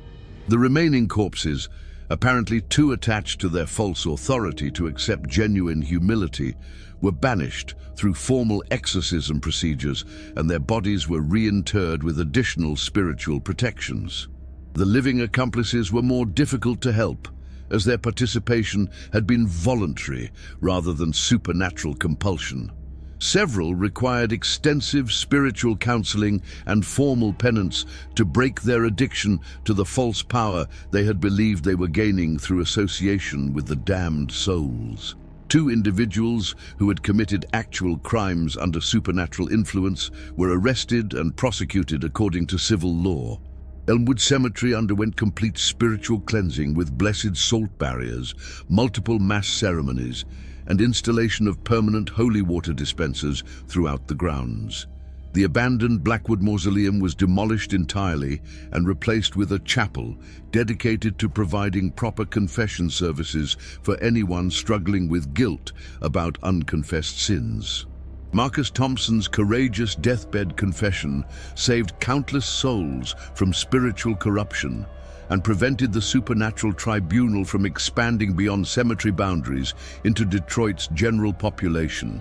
His detailed documentation provided evidence that helped law enforcement solve several cold cases involving crimes committed by the damned souls who had participated in the corrupted confession rituals. But his story serves as a powerful reminder that spiritual corruption can spread like infectious disease when people seek shortcuts to divine forgiveness through supernatural means, rather than accepting the humble path of legitimate Catholic confession. Some secrets are too dangerous to keep, especially when they involve the eternal fate of human souls seeking peace they cannot achieve through their own efforts. Now get ready, let's start story 7, and if you're already scared, I feel sorry for you because now you're going to die of fear. Father Anderson here, from St. Gabriel's Parish in Charleston, South Carolina, and I need to share what happened at Magnolia Cemetery when a pipe organ that had been destroyed by fire in 1987 began playing hymns again every night at exactly midnight. Despite the fact that no physical instrument existed to produce these hauntingly beautiful but deeply unsettling musical manifestations that could be heard throughout the historic district. The original organ had been installed in Magnolia Cemetery's chapel in 1923, a magnificent instrument crafted by the Steinway Company specifically for funeral services and memorial ceremonies. For 64 years, it had provided musical accompaniment for thousands of burial services, filling the chapel with sacred music that comforted grieving families during their darkest hours. The organist during those decades was Professor Harold Whitman, a classically trained musician who had devoted his entire career to creating beautiful funeral music that honored the dead and provided spiritual solace for the living. But in 1987, an electrical fire had completely destroyed both the chapel and its precious pipe organ, killing Professor Whitman, who had been practicing late that night for a memorial service scheduled the following morning. The fire had burned so intensely that investigators found only melted metal pipes and charred wood where the magnificent instrument had once stood. Professor Whitman's body was discovered at the organ bench, apparently overcome by smoke, while trying to save the musical scores he had spent decades collecting and arranging. For 34 years after the fire, Magnolia Cemetery's chapel remained a blackened ruin, too damaged for reconstruction and too historically significant for demolition. The city had planned various restoration projects, but funding never materialized, and the burned chapel became a monument to Charleston's lost musical heritage. Professor Whitman was buried in a modest grave near the chapel ruins, with a simple headstone noting his 43 years of faithful service to the grieving families of Charleston. But on November 15, 2021, everything changed. Mrs. Dorothy Chen, who lived in a house adjacent to the cemetery, called our parish office at 12:30 a.m. to report that she was hearing organ music coming from the direction of the burned chapel. "Father Anderson," she said, "I know this sounds impossible, but someone is playing Amazing Grace on a pipe organ, and it's coming from where the old chapel used to be. The music is beautiful, but somehow wrong, like it's being played by someone who's forgotten how to breathe." I initially dismissed her report as imagination or possibly music from a nearby church carrying on the night wind. But Mrs. Chen called again the following night with an identical report, and within a week, dozens of residents throughout the historic district were reporting the same phenomenon. Magnificent organ music emanating from the cemetery's burned chapel every night at exactly midnight, continuing for precisely 1 hour before stopping abruptly. The repertoire was always the same. Traditional funeral hymns that Professor Whitman had been known for playing during his decades of service. Amazing Grace, How Great Thou Art, In the Sweet By and By, and other songs specifically associated with memorial services and burial ceremonies. But according to every witness, the music sounded hollow somehow, as if the notes were being produced by an instrument that existed only partially in our physical reality. Local news stations began investigating after the reports persisted for several weeks. Television crews set up cameras near the chapel ruins and recorded clear audio of sophisticated organ music playing despite the complete absence of any physical instrument capable of producing such sounds. The recordings confirmed that something genuinely supernatural was occurring, but they couldn't explain the source or purpose of these midnight concerts. I decided to investigate personally after receiving calls from parishioners who lived near the cemetery and were being kept awake by the nightly musical performances. On December 1st, 2021, I arrived at Magnolia Cemetery just before midnight, armed with recording equipment, blessed candles, and my rosary. The burned chapel ruins looked exactly as they had for 34 years, charred walls, collapsed roof, and no trace of any musical instrument. But at exactly midnight, the music began. The supernatural organ music that began at the stroke of midnight was unlike anything I had experienced in 4 decades of priestly service. It wasn't simply the sound of an invisible instrument playing familiar hymns. It was music infused with supernatural emotions so profound that I found myself weeping uncontrollably within minutes of its commencement, overwhelmed by spiritual longing that seemed to emanate from the very air around the chapel ruins. Professor Whitman's ghostly performance was technically perfect, demonstrating the musical mastery he had developed over decades of professional service. Every note was precisely placed, every transition flawlessly executed, every dynamic marking observed with the attention to detail that had made him Charleston's most sought-after funeral organist. But underneath the technical perfection was something deeply unsettling, a desperate urgency that suggested he was playing not for artistic expression, but for some form of spiritual survival. As I stood among the burned chapel ruins, listening to Amazing Grace, performed by invisible hands on a non-existent instrument, I began experiencing visions that helped me understand the true nature of Professor Whitman's midnight concerts. I saw him on the night of the fire, frantically trying to save not just his musical scores, but something far more precious: the accumulated spiritual energy of 43 years spent comforting grieving families through the power of sacred music. The visions revealed that Professor Whitman had died trying to preserve more than just paper and wood. He had been attempting to save the spiritual essence of every funeral service he had ever performed, the accumulated comfort he had provided to thousands of grieving families through decades of faithful musical ministry. In his final moments, surrounded by flames that consumed his beloved organ, he had somehow bound his soul to the very music itself, becoming a living embodiment of sacred sound that transcended physical destruction. Each hymn he played carried the emotional weight of specific funeral services from his decades of ministry. When the invisible organ performed "How Great Thou Art," I experienced flashes of memory belonging to families who had found comfort in that song during their darkest hours. "In the Sweet By and By" brought visions of children's funerals where Professor Whitman's gentle playing had helped parents say goodbye to their youngest angels. Every note contained actual human grief transformed into something approaching divine consolation.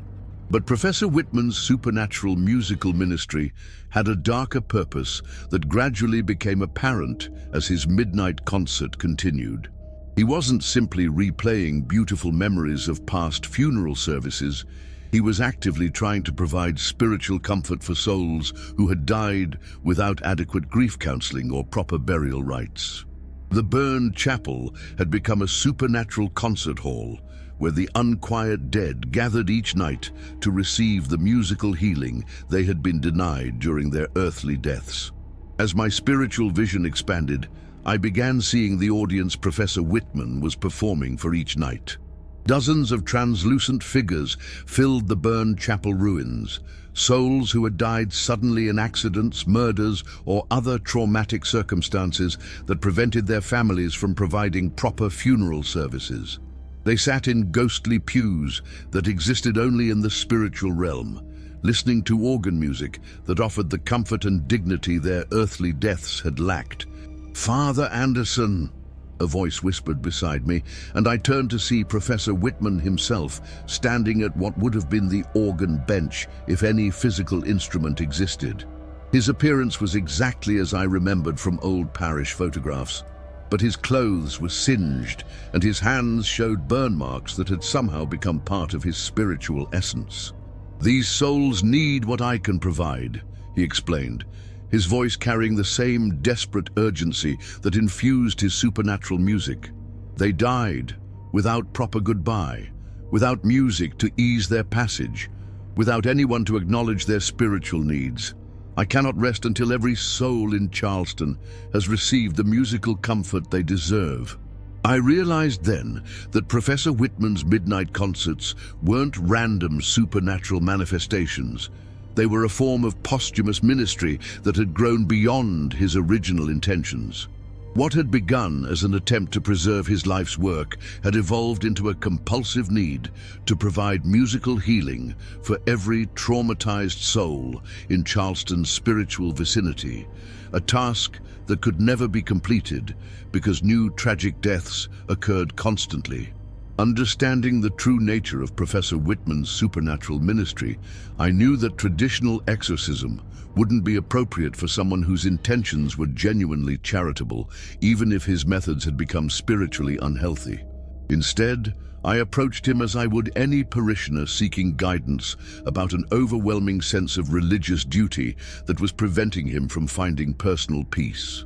"Professor Whitman," I said gently, "your music has comforted thousands of families over the decades, but you cannot heal every broken heart in Charleston through your own efforts alone. God's plan for musical ministry includes rest and renewal, not endless performance driven by spiritual compulsion." His ghostly form wavered at my words, and the invisible organ music faltered for the first time since beginning an hour earlier. "But Father, so many souls need comfort," he replied, his voice filled with the exhaustion of someone who had been performing the same task for 34 years without relief. "Every night, more traumatized spirits arrive, seeking the peace that music can provide. How can I abandon them when I have the ability to help?" I spent the remainder of that midnight hour explaining Catholic theology about the limits of individual ministry and the importance of accepting divine will rather than trying to solve every spiritual problem through personal effort. Professor Whitman had developed a form of spiritual burnout that prevented him from recognizing when his helpful intentions had become unhealthy obsession. "Your earthly ministry was complete when the fire claimed your life," I explained. "The comfort you provided during 43 years of faithful service has already contributed to God's plan for healing human grief." Continuing to perform beyond your natural death prevents both your own spiritual rest and the natural process by which other souls learn to find peace through divine grace rather than human intervention. The breakthrough came when I offered Professor Whitman a choice. He could continue his compulsive midnight concerts indefinitely, gradually wearing away his spiritual essence until nothing remained but hollow musical sounds.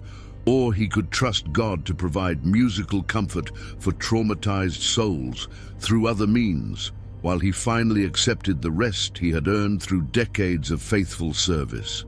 "But what will happen to the souls who need musical healing?" he asked, his primary concern still focused on others rather than his own spiritual welfare. "God will provide," I assured him. "Perhaps through living musicians who feel called to minister in cemeteries, perhaps through supernatural means we cannot understand, perhaps through forms of comfort that transcend music entirely.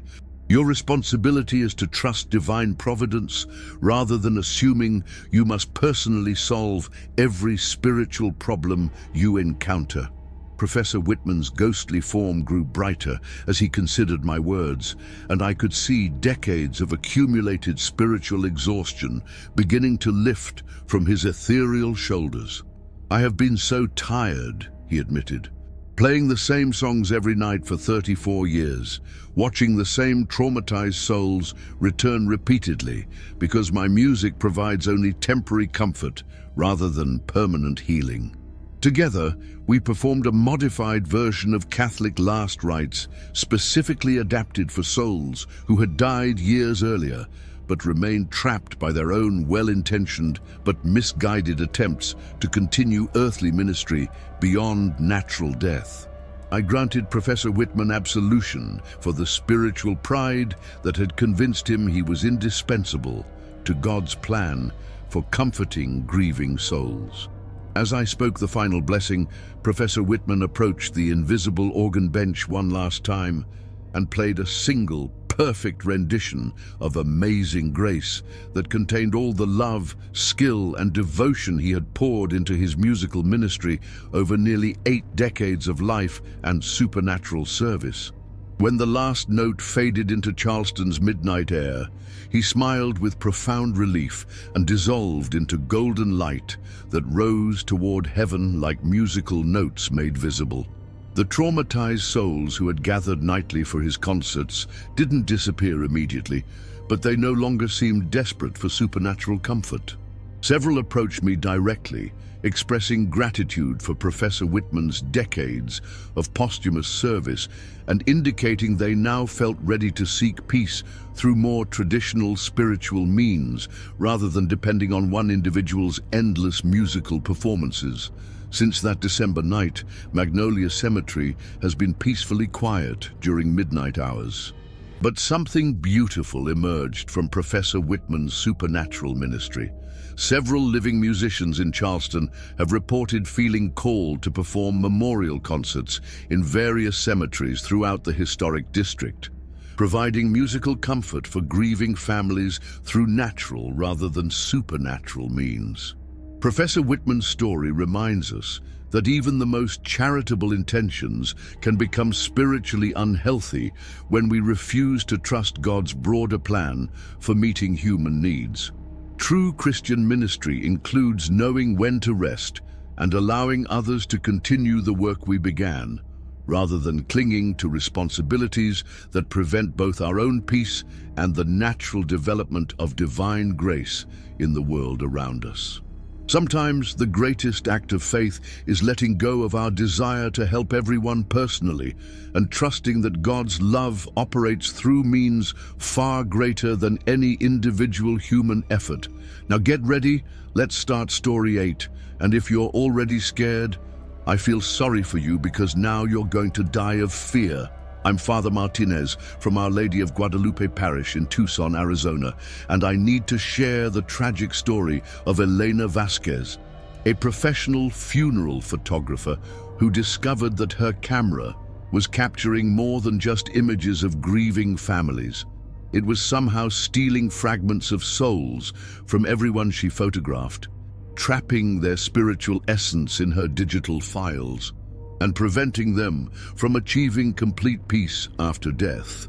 Elena had worked as a funeral photographer for over 15 years, specializing in memorial services for families who wanted professional documentation of their loved ones' final ceremonies.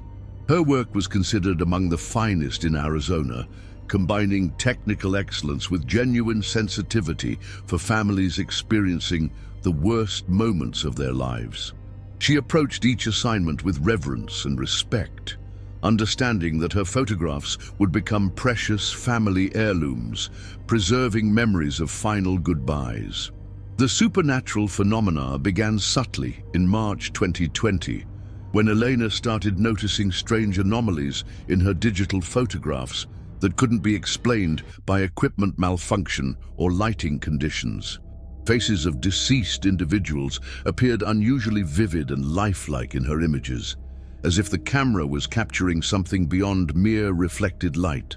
More disturbing, family members who appeared in the same photographs looked slightly diminished, their expressions lacking the emotional depth that Elena remembered observing through her viewfinder during the actual services. Initially, Elena attributed these anomalies to the emotional stress of working constantly with grief-stricken families during the COVID-19 pandemic, when funeral restrictions forced her to document services under challenging conditions with limited natural lighting and mandatory social distancing. But as weeks passed, the anomalies intensified rather than diminishing, and Elena began receiving disturbing phone calls from families whose services she had recently photographed. "Mrs.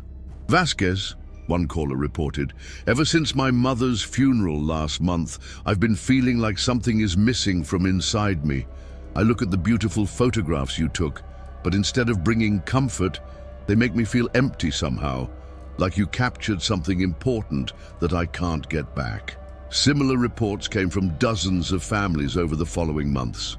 People who had been photographed during funeral services described feeling spiritually diminished, experiencing persistent depression that seemed unrelated to normal grief, and having disturbing dreams where deceased relatives called to them from inside photograph frames, begging for help that the dreamers couldn't provide. Elena consulted medical professionals and grief counselors, thinking she was inadvertently causing psychological harm through some aspect of her photographic technique. But psychological evaluation revealed no common trauma among the affected families beyond their interaction with Elena's camera during funeral services. The spiritual emptiness they described couldn't be explained through conventional understanding of grief psychology. The breakthrough came when Elena decided to experiment with different cameras and equipment, hoping to identify whatever technical malfunction was causing these reported spiritual effects. She borrowed professional equipment from colleagues and photographed several funeral services using multiple cameras simultaneously, then compared the results to determine whether specific equipment was responsible for the anomalous effects. What she discovered challenged everything she understood about photography and spiritual reality. The borrowed cameras produced completely normal images showing appropriate emotional expressions and natural lighting conditions. But Elena's personal camera, a Canon EOS that she had owned for 8 years, consistently produced images where living subjects appeared spiritually diminished, while deceased subjects seemed unnaturally vibrant and alive. Closer examination of her camera revealed disturbing modifications that Elena had no memory of making or requesting. The internal mirrors had been etched with symbols that resembled ancient religious iconography, but from no tradition Elena recognized. The memory cards contained hidden files that could only be accessed through specific technical procedures, revealing thousands of additional images that Elena had never consciously taken.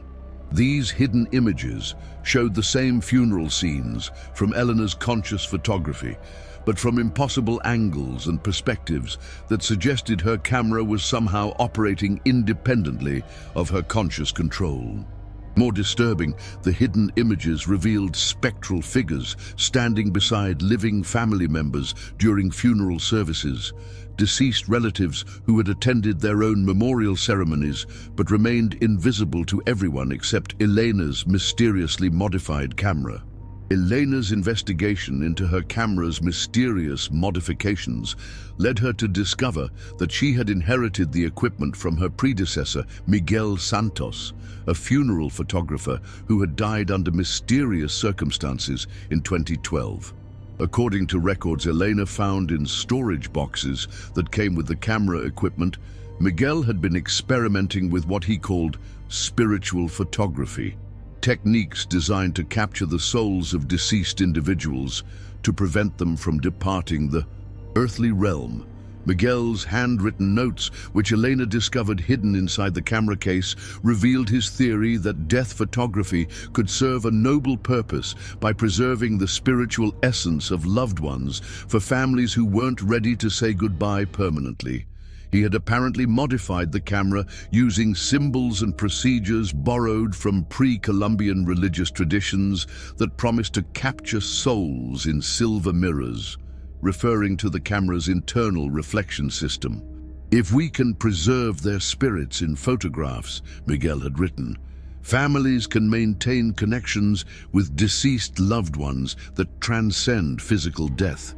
The camera becomes a bridge between worlds, allowing continued relationship with those we love beyond the boundaries of mortality." But Miguel's spiritual photography experiments had gone tragically wrong. According to police reports Elena obtained from public records, Miguel had been found dead in his darkroom, surrounded by thousands of photographs showing deceased individuals who appeared to be screaming silently from within the image frames.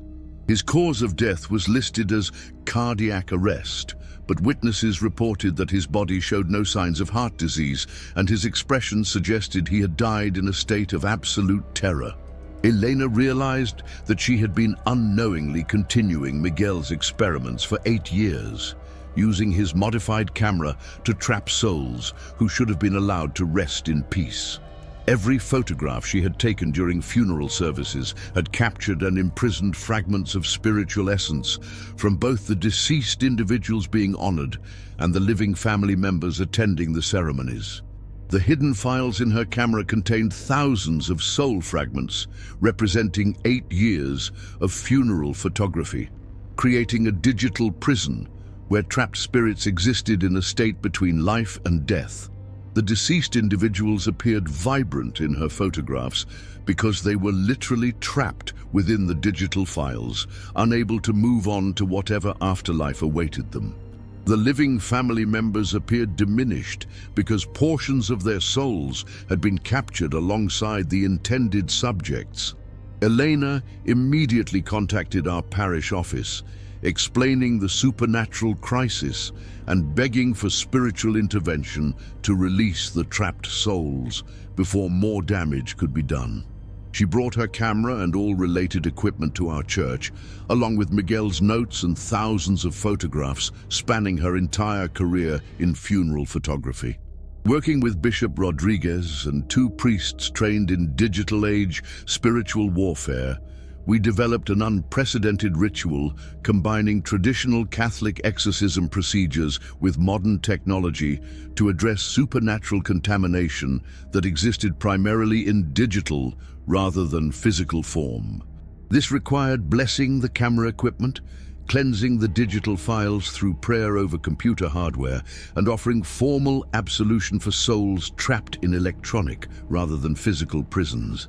The exorcism process was extraordinarily complex because we were dealing with thousands of individual soul fragments captured over 8 years of supernatural photography. Each trapped spirit required individual attention and specific prayers for release from their digital imprisonment. Some souls had been trapped for so long that they had forgotten their own names and required extensive spiritual counseling before they could accept liberation. During the 3-day cleansing ritual, Elena's camera equipment exhibited clear signs of supernatural resistance to our intervention. The digital displays showed images that shifted and changed without human input, revealing trapped souls desperately trying to communicate their desire for freedom. Temperature fluctuations around the equipment suggested spiritual presence struggling against the technological barriers that confined them. The most challenging aspect of the digital exorcism was helping souls who had become so accustomed to their electronic prison that they feared liberation more than continued captivity. Several spirits, particularly those who had been trapped for multiple years, had developed a form of supernatural Stockholm syndrome that made them resistant to spiritual freedom. "We don't remember what comes after death," one soul communicated through manipulated camera displays during our second day of ritual intervention. "At least in these photographs, we can see our families, watch over them, remain connected to the world we understand.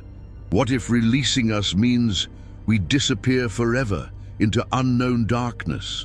Elena wept as she realized that her 8 years of unknowing spiritual imprisonment had created genuine psychological trauma among the souls trapped in her digital files.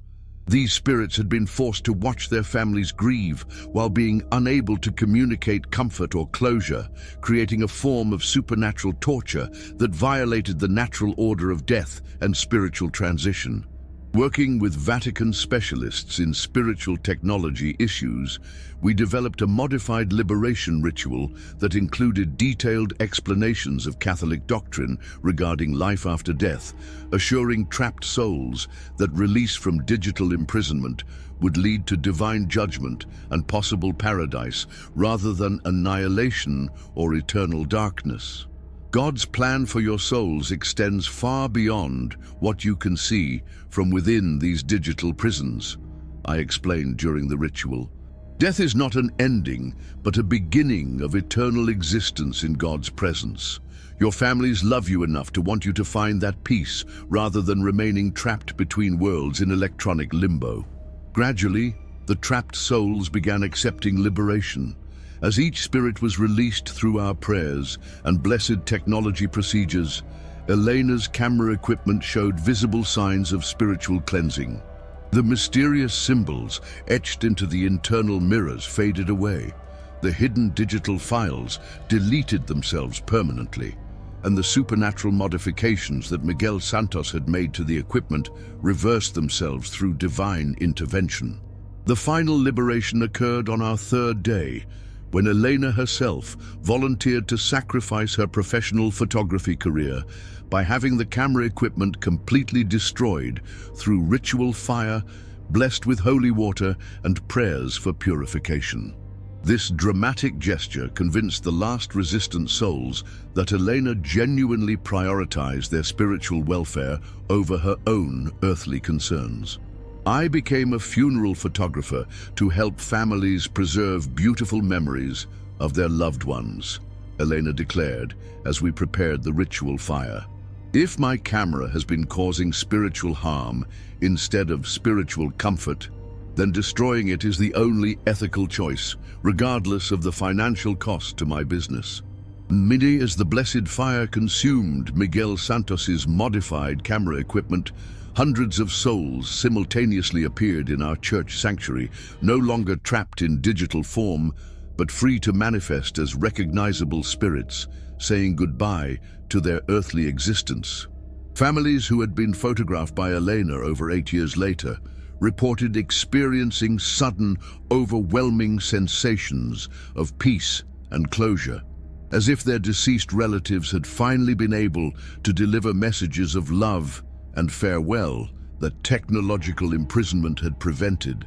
Elena chose to leave funeral photography entirely, recognizing that her inadvertent participation in Miguel Santos's spiritual experiments had traumatized her too severely to continue working in the death industry. She now volunteers with grief counseling programs, helping families understand healthy ways to maintain connections with deceased loved ones that don't involve supernatural technology or attempts to prevent natural spiritual transitions. The Elena Vasquez case established new protocols within our diocese for investigating supernatural phenomena involving modern technology. We now maintain specialized equipment and trained personnel for addressing spiritual contamination that exists primarily in digital formats, recognizing that contemporary demons and supernatural threats often adapt to technological rather than purely physical manifestation. But Elena's story also serves as a powerful reminder that even well-intentioned attempts to help grieving families can become spiritually dangerous when they involve trying to circumvent God's natural plan for death and spiritual transition. Photography should preserve memories and honor the deceased, not imprison souls who need freedom to find eternal peace in whatever paradise awaits faithful Christians. If you work in funeral services or death-related industries, please remember that your primary responsibility is helping families accept loss with dignity, rather than offering false promises about maintaining supernatural connections with deceased loved ones. Some boundaries between life and death are meant to be respected rather than crossed, even with the most advanced technology and charitable intentions. True comfort comes through faith in divine reunion rather than technological manipulation of natural spiritual processes that God designed for reasons beyond human understanding. We're approaching the most disturbing stories in tonight's collection. If you've made it this far, you understand that these aren't just ghost stories, they're real spiritual warfare happening in cemeteries across America. Subscribe and hit that notification bell, because what's coming next will challenge everything you think you know about death and what lies beyond. Now get ready. Let's start story 9. And if you're already scared, I feel sorry for you, because now you're going to die of fear. I'm Father Thompson from St. Andrew's Parish in Salem, Oregon, and I must share the horrifying account of Dr. Rebecca Morse, a forensic anthropologist who began collecting human bones from abandoned graves with the supposed intention of giving unidentified remains proper burial, but whose academic research gradually evolved into supernatural obsession that opened doorways between the living world and realms that should remain forever sealed from human contact. Dr. Morse had worked with law enforcement for over 12 years, helping identify remains in cold cases and providing closure for families whose loved ones had disappeared under mysterious circumstances. Her academic specialty was colonial-era burial practices, and she had gained national recognition for her research into forgotten cemeteries throughout the Pacific Northwest, where early settlers had been buried without proper documentation or permanent markers. The supernatural crisis began when Dr. Morse started her ambitious project to catalog and rebury unidentified remains from Oregon's oldest abandoned cemeteries. Many of these burial sites had been lost to urban development, leaving human bones scattered through construction zones and forgotten lots where housing developments now stood. Dr. Morse's goal was academically noble: to provide dignity and proper burial for people whose graves had been disturbed or destroyed by decades of city expansion. But as Dr. Morse collected more bones from abandoned burial sites, her home laboratory became a repository for human remains representing hundreds of individuals who had died under various circumstances spanning nearly 2 centuries. Her basement contained carefully catalogued femurs, skulls, rib cages, and other skeletal components organized by approximate age, gender, and historical period, creating what essentially amounted to a private ossuary in her suburban Salem residence. The first signs of supernatural contamination appeared when Dr. Morse began reporting that her bone collection was helping her solve historical mysteries through what she described as psychometric archaeology, the ability to access memories and experiences of deceased individuals by handling their skeletal remains. According to her research notes, touching specific bones would trigger vivid visions of the person's death, their final thoughts, and sometimes information about crimes or historical events that had never been officially documented. "The bones speak to those who know how to listen," Dr. Morse wrote in journal entries I discovered later. Each fragment contains the entire story of a human life, including secrets that died with them. Through careful study and respectful handling, I can give voice to people who have been silent for generations, solving mysteries that conventional archaeology could never address. Initially, Dr. Morse used her psychometric abilities for legitimate research purposes, helping law enforcement solve cold cases by accessing memories preserved in victims' skeletal remains. Her success rate was remarkably high. She provided crucial information that led to arrests in several murder cases where conventional investigation had reached dead ends. The Oregon State Police began consulting her regularly on difficult cases involving unidentified remains. But Dr. Morse's supernatural abilities intensified as her bone collection grew larger and more diverse. She began experiencing involuntary visions that occurred without deliberately touching skeletal remains, as if the accumulated spiritual energy in her basement laboratory was creating a permanent psychic connection between her consciousness and the memories of hundreds of deceased individuals. "I dream their deaths every night," she confided during her eventual confession to our parish. "Not just one or two individuals, but dozens simultaneously. I experience every murder, every accident, every disease, every moment of terror or pain that these people endured during their final hours. Their accumulated suffering is driving me toward madness, but I can't stop collecting bones because each new skeleton adds crucial pieces to historical puzzles that demand solving." Dr. Morse's research had evolved into compulsive behavior that threatened both her sanity and her spiritual welfare. She spent increasingly long hours in her basement laboratory, handling human bones while seeking information about unsolved historical crimes, missing persons cases, and other mysteries that had haunted Oregon communities for decades or centuries. But the most disturbing aspect of Dr. Morse's bone collection wasn't her psychometric research. It was the fact that her suburban home had become a gathering place for hundreds of restless spirits who were drawn to their own skeletal remains and couldn't depart as long as their bones remained in her possession rather than receiving proper burial in consecrated ground. As Dr. Morse's bone collection expanded to include remains from over 300 individuals, her suburban home became what she described as a supernatural airport, where restless spirits gathered seeking reunion with their scattered skeletal remains. These weren't malevolent entities seeking to harm the living. They were confused souls who couldn't find peace because their physical remains had been disturbed from original burial sites and were now housed in a private residence rather than consecrated cemetery ground. "They don't understand why their bones are in my basement instead of resting peacefully in proper graves," Dr. Morse explained during one of our counseling sessions. "Every night, dozens of spirits crowd into my laboratory, not threatening or angry, but desperately seeking answers about what happened to their bodies and when they'll be allowed to rest permanently in blessed ground."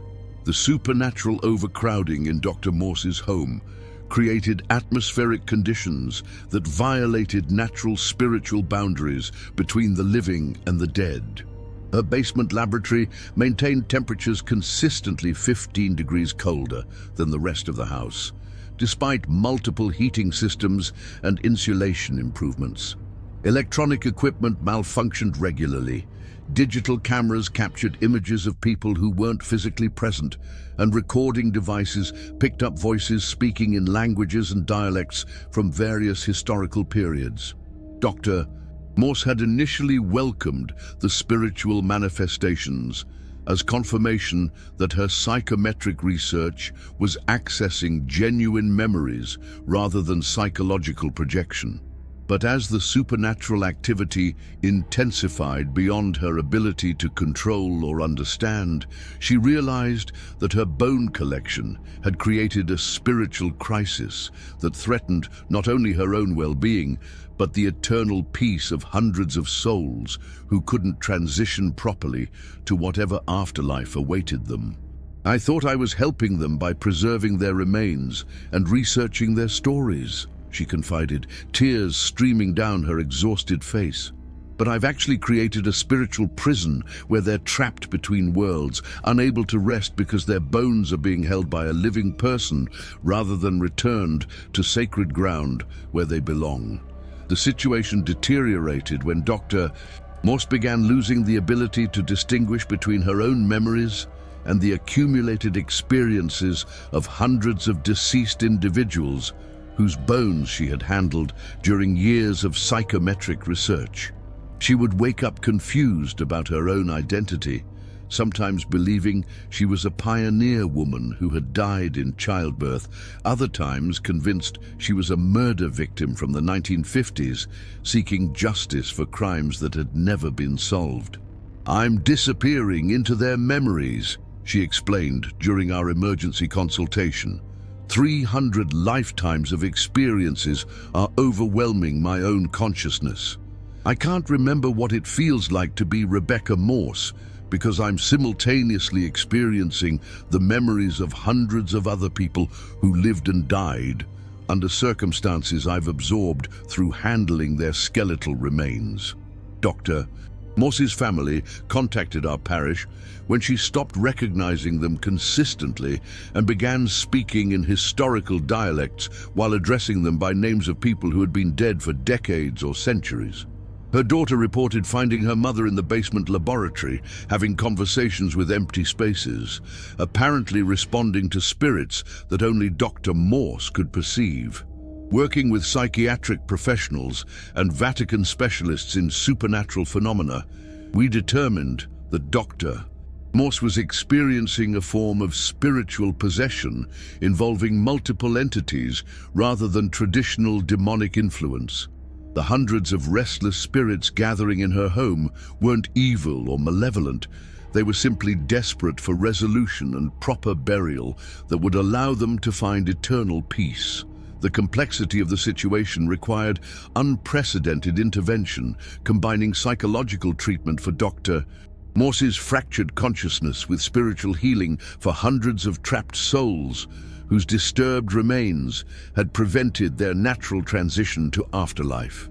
We also needed to coordinate with law enforcement and cemetery authorities to provide proper burial for skeletal remains that Dr. Morse had been collecting for over 3 years. Each bone represents a human being who deserves dignity and respect, I explained to our intervention team. Our responsibility is not just helping Dr. Morse recover her sanity, but ensuring that every individual in her collection receives appropriate final rites and burial in consecrated ground where their souls can finally rest in peace. The spiritual intervention for Dr. Morse's bone collection required the most complex coordination between religious, academic, and civil authorities that our diocese had ever undertaken. We needed to provide proper Catholic burial for over 300 individuals, while simultaneously healing the supernatural contamination that had destroyed Dr. Morse's ability to distinguish between her own consciousness and the accumulated memories of centuries' worth of deceased individuals. Working with Bishop Anderson and specialists from the Vatican's Department of Extraordinary Phenomena, we developed a 3-phase plan addressing both the immediate spiritual crisis and the long-term need to prevent similar situations from occurring in the future. Phase 1 involved blessing Dr. Morse's entire property and creating spiritual barriers to prevent additional souls from gathering, while we worked to resolve the existing supernatural overcrowding. Phase 2 required the most delicate spiritual work, individually counseling hundreds of trapped souls to help them understand that proper burial arrangements were being made for their skeletal remains, allowing them to release their desperate attachment to Dr. Morse's basement laboratory and accept transition to whatever afterlife awaited them. This process took over 2 weeks, with teams of priests working in shifts to provide spiritual guidance for souls who had been confused and displaced for decades or centuries. "You are not forgotten," we assured each spirit during individual counseling sessions. "Your remains will be treated with complete dignity and buried in consecrated ground with full Catholic ceremony. Your earthly story has been documented and preserved through Dr. Morse's research, but now it's time to trust God's plan for your eternal existence rather than remaining trapped between worlds." The most challenging aspect was helping Dr. Morse separate her own consciousness from the hundreds of foreign memories that had accumulated through years of psychometric contact with human bones. This required specialized psychiatric treatment combined with spiritual healing specifically designed for people whose minds had been overwhelmed by supernatural information that exceeded human psychological capacity to process safely. "I need to remember who I am," Dr. Morse repeated like a mantra during our healing sessions. "I am Rebecca Morse, born in 1975, forensic anthropologist, daughter of Margaret and Robert Morse. I am not Mary Patterson, who died in childbirth in 1887. I am not Thomas Wheeler, who was murdered in 1923. I am Rebecca Morse, and I need to come home to my own life." Phase 3 involved the actual reburial of over 300 individuals whose remains Dr. Morse had collected during her research project. Working with Salem city authorities and multiple cemetery administrations, we arranged for proper Catholic funeral services and burial in consecrated ground for every person represented in Dr. Morse's bone collection. Each individual received a proper headstone listing their name when known or unknown child of God, when identity couldn't be determined. The mass funeral ceremony took place over 3 days in November 2021, with individual services for each person whose remains we were finally laying to rest permanently. Dr. Morse attended every service, offering personal apologies to each soul for the years of displacement they had endured due to her well-intentioned but ultimately harmful research methods. "I'm sorry for keeping you from peace," she said during the final burial service. "I thought I was honoring your lives by preserving your remains and researching your stories. But I understand now that true honor comes through allowing you to rest eternally in God's care, rather than satisfying my own academic curiosity about your experiences." As the last skeletal remains were buried in consecrated ground with full Catholic ceremony, Dr. Morse's supernatural symptoms disappeared immediately and completely.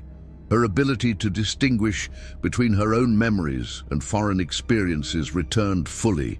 The psychometric vision ceased entirely, and her basement laboratory returned to normal temperature and atmospheric conditions. Dr. Morse chose to leave forensic anthropology entirely, recognizing that her psychometric abilities posed too great a risk for both her own psychological health and the spiritual welfare of individuals whose remains she might encounter in future research. She now works as a grief counselor, helping families understand appropriate ways to honor deceased loved ones that don't involve supernatural methods or attempts to maintain contact beyond natural spiritual boundaries. The Salem bone collection case established new protocols within our diocese and the broader Catholic Church for dealing with large-scale spiritual contamination involving human remains. We now maintain specialized teams trained to address supernatural crises that result from well-intentioned academic research that inadvertently violates spiritual boundaries between the living and the dead. Dr. Morse's experience serves as a powerful reminder that even scholarly research motivated by genuine desire to honor the deceased can become spiritually dangerous when it involves prolonged contact with human remains outside of appropriate religious contexts. True respect for the dead includes allowing them to rest in peace rather than using their skeletal remains for any purpose that keeps their souls attached to the physical world. Some academic questions are less important than spiritual welfare, and some research methods cause more harm than the knowledge they produce could ever justify. Now get ready, let's start story 10, and if you're already scared, I feel sorry for you because now you're going to die of fear. Father Walsh here from Sacred Heart Cathedral in Buffalo, New York, and I need to share the terrifying events that occurred when the wealthy Blackwood family commissioned me to bless their newly constructed private mausoleum in Forest Lawn Cemetery, only to discover that the structure had been built directly over a mass grave containing victims of the 1918 influenza pandemic who had died without last rites and were buried hastily without proper Catholic ceremony. The Blackwood family had accumulated substantial wealth through shipping and manufacturing during Buffalo's industrial boom, and they wanted their family mausoleum to reflect their social prominence and religious devotion. The structure they commissioned was architectural masterwork. Imported Italian marble, stained glass windows depicting scenes from Catholic saints' lives, and bronze doors inscribed with prayers in both English and Latin. No expense was spared in creating what they intended to be a monument to their family's faith and achievements. But the location they chose for their mausoleum, based on its scenic position overlooking the cemetery's central lake, had a tragic history that wasn't documented in official cemetery records. According to research I conducted later, that specific plot had been used as an emergency burial site during the devastating 1918 influenza pandemic, when Buffalo's morgues and funeral homes were overwhelmed by the sheer number of deaths occurring throughout the city. During the pandemic's peak, hundreds of victims had been buried in mass graves throughout Forest Lawn Cemetery, with minimal documentation and no individual funeral services due to quarantine restrictions and the urgent need to prevent further disease transmission.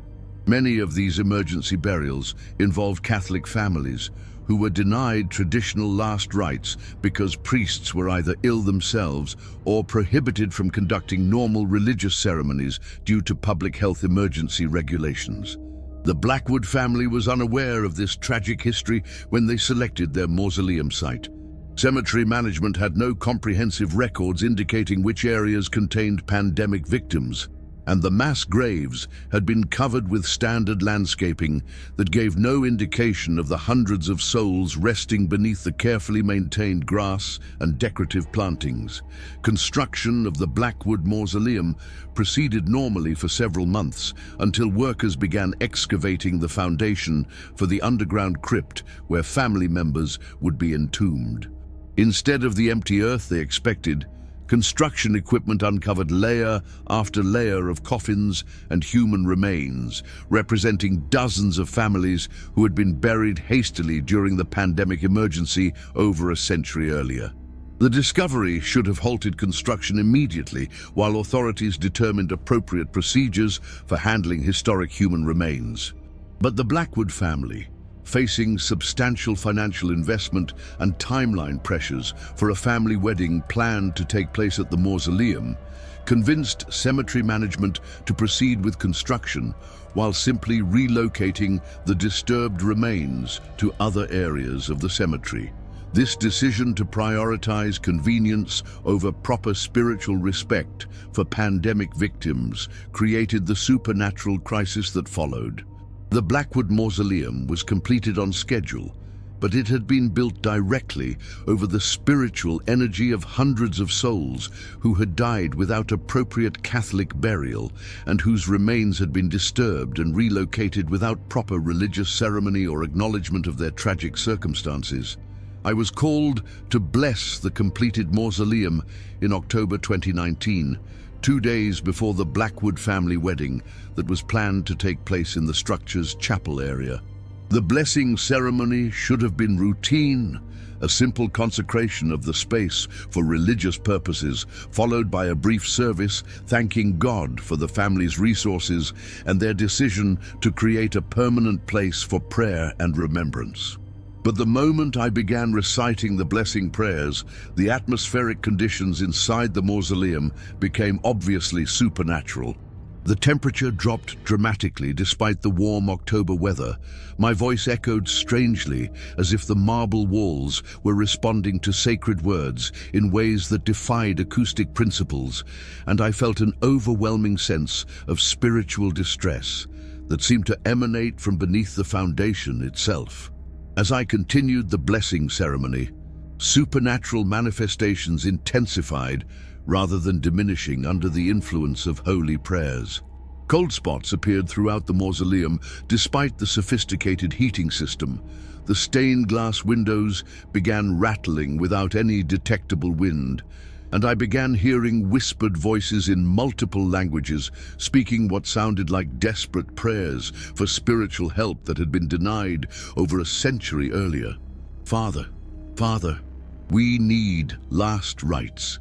The voices grew clearer and more urgent, overlapping until they became a supernatural chorus of souls who had died during the 1918 pandemic without receiving proper Catholic sacraments. I realized that the construction of the Blackwood Mausoleum had awakened hundreds of restless spirits who had been waiting over a century for the spiritual attention they were denied during their earthly deaths. The blessing ceremony became increasingly difficult as the supernatural activity intensified. The bronze doors began opening and closing on their own, creating rhythmic sounds that resembled funeral bells tolling for the dead. The imported marble walls showed signs of moisture despite the controlled interior climate, and the moisture patterns formed shapes that resembled human figures kneeling in prayer positions. Mrs. Catherine Blackwood, the family matriarch who had commissioned the mausoleum, became visibly distressed as the supernatural phenomena continued. "Father Walsh," she whispered, "this doesn't feel like a holy place. It feels like we're standing on top of something that doesn't want us here. Should we postpone the wedding ceremony until you can determine what's causing these disturbances?" I assured her that we would investigate thoroughly before any family events took place in the mausoleum, but privately, I was already recognizing the signs of massive spiritual contamination that would require extensive intervention to resolve safely. The hundreds of pandemic victims buried beneath the foundation weren't malevolent spirits seeking to harm the living. They were Catholic souls who had died without proper sacraments and were desperately seeking the spiritual attention they had been denied during the public health emergency.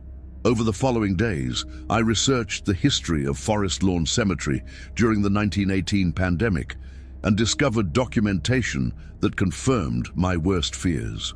The specific area where the Blackwood Mausoleum had been constructed contained the remains of over 400 individuals who had died from influenza between October 1918 and March 1919, including entire families who had been buried together without individual funeral services. Most devastating was the discovery that many of these pandemic victims had been faithful Catholics who specifically requested last rites during their final illness, but were denied this final sacrament due to quarantine restrictions that prevented priests from visiting infectious patients. They had died spiritually unprepared, believing they would be denied salvation because they couldn't receive proper confession and absolution before death. These souls have been waiting over a century for someone to acknowledge their spiritual needs, I explained to Bishop Morrison during my emergency consultation. The construction of the mausoleum directly over their burial site has created a supernatural crisis where hundreds of Catholic souls are crying out for the last rites they were denied during their earthly deaths due to circumstances beyond their control. The Blackwood family was faced with an unprecedented decision. They could proceed with their planned family events while ignoring the spiritual distress of hundreds of pandemic victims, or they could invest substantial additional resources in providing proper spiritual healing for souls who had been waiting over a century for Catholic sacraments they deserved but never received. To their credit, the Blackwood family chose spiritual responsibility over personal convenience. They postponed all planned family events at the mausoleum and provided full financial support for whatever religious intervention would be necessary to bring peace to the pandemic victims whose rest had been disturbed by the construction project. Working with diocesan specialists and historians from the Buffalo Historical Society, we developed a comprehensive plan to provide posthumous last rites for every Catholic soul who had been buried in mass graves beneath the mausoleum foundation. This required researching individual identity records, determining religious affiliation for as many pandemic victims as possible, and conducting proper funeral services for people who had been dead for over a century. The spiritual intervention for the Blackwood Mausoleum required the most extensive posthumous sacramental work our diocese had ever undertaken. Over the course of 3 weeks in November 2019, we conducted individual last rites ceremonies for 417 pandemic victims whose remains lay beneath the mausoleum foundation, providing each soul with the Catholic sacraments they had been denied during their earthly deaths due to public health emergency restrictions. Working with historical records from Buffalo General Hospital and city death certificates from 1918 to 1919, we were able to identify by name over 300 of the pandemic victims. For each identified individual, we conducted a complete funeral mass, including confession by proxy, last rites, and prayers of commendation specifically adapted for souls who had died over a century earlier but never received proper spiritual preparation for their transition to eternal life. John Patrick O'Malley died October 15, 1918, age 34, survived by wife Mary and 3 children, I would announce before each individual ceremony. You are forgiven for any sins committed during your earthly life. You are welcomed into God's eternal mercy. Your family's love for you transcends death, and your soul is now free to rest in divine peace. The response to each posthumous sacrament was immediate and profound. As I granted absolution and last rites to each pandemic victim, the supernatural manifestations in the mausoleum gradually diminished rather than intensifying. The cold spots warmed to normal temperature, the mysterious moisture patterns on the marble walls evaporated permanently, and the oppressive atmosphere of spiritual distress lifted progressively with each completed ceremony. But the most moving aspect of our intervention was the visible gratitude expressed by souls who had waited over a century for proper Catholic attention to their spiritual needs. During several of the posthumous funeral services, family members reported seeing translucent figures kneeling in prayer throughout the mausoleum, apparently representing the pandemic, victims receiving the sacraments they had desperately sought during their final earthly moments. "Thank you, Father," whispered voices that seemed to emanate from the marble walls themselves. "We have been waiting so long for someone to remember that we died without proper goodbye. Now we can finally go home to God with peace in our hearts." The Blackwood family participated in every posthumous funeral service, recognizing that their wealth and social privilege came with spiritual responsibilities toward those less fortunate souls whose tragic circumstances had been forgotten by history. Mrs. Blackwood personally researched the families of pandemic victims, locating living descendants when possible, and ensuring that contemporary relatives were informed about the memorial services being conducted for their ancestors. "Our family's good fortune includes the obligation to help others find peace," Mrs. Blackwood declared during the final memorial service. "If building our mausoleum uncovered the spiritual needs of pandemic victims, then honoring those needs becomes part of our Christian duty rather than an inconvenience to our family plans." As the last posthumous funeral service concluded, the Blackwood Mausoleum underwent a complete spiritual transformation. Instead of the oppressive atmosphere that had characterized the structure during construction, it now emanated the peaceful energy typically associated with properly consecrated sacred spaces. The supernatural disturbances ceased entirely, replaced by a sense of blessing and divine approval that made the mausoleum genuinely suitable for family religious observances.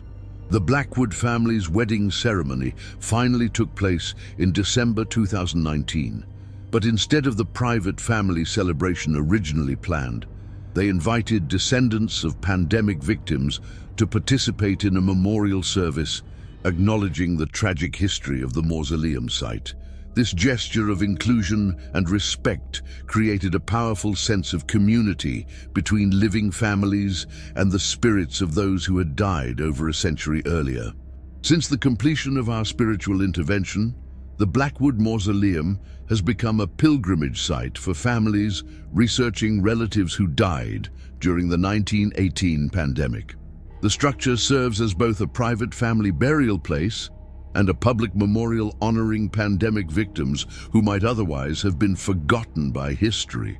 The Blackwood case established important precedents for construction projects that encounter historic human remains, particularly regarding the spiritual rights of individuals who died during medical emergencies when normal religious services weren't available. Our diocese now requires spiritual consultation for any construction project in historic cemetery areas where pandemic victims or other emergency burials might be disturbed. But the most important lesson from the Blackwood Mausoleum concerns the eternal nature of spiritual needs that transcend physical death. Catholic souls who die without proper sacraments don't simply disappear. They continue seeking the spiritual attention they deserve, sometimes waiting centuries for someone to acknowledge their religious rights and provide appropriate posthumous care. Wealth and social privilege create opportunities to help address historical injustices, including spiritual injustices that affected people who died under tragic circumstances beyond their control.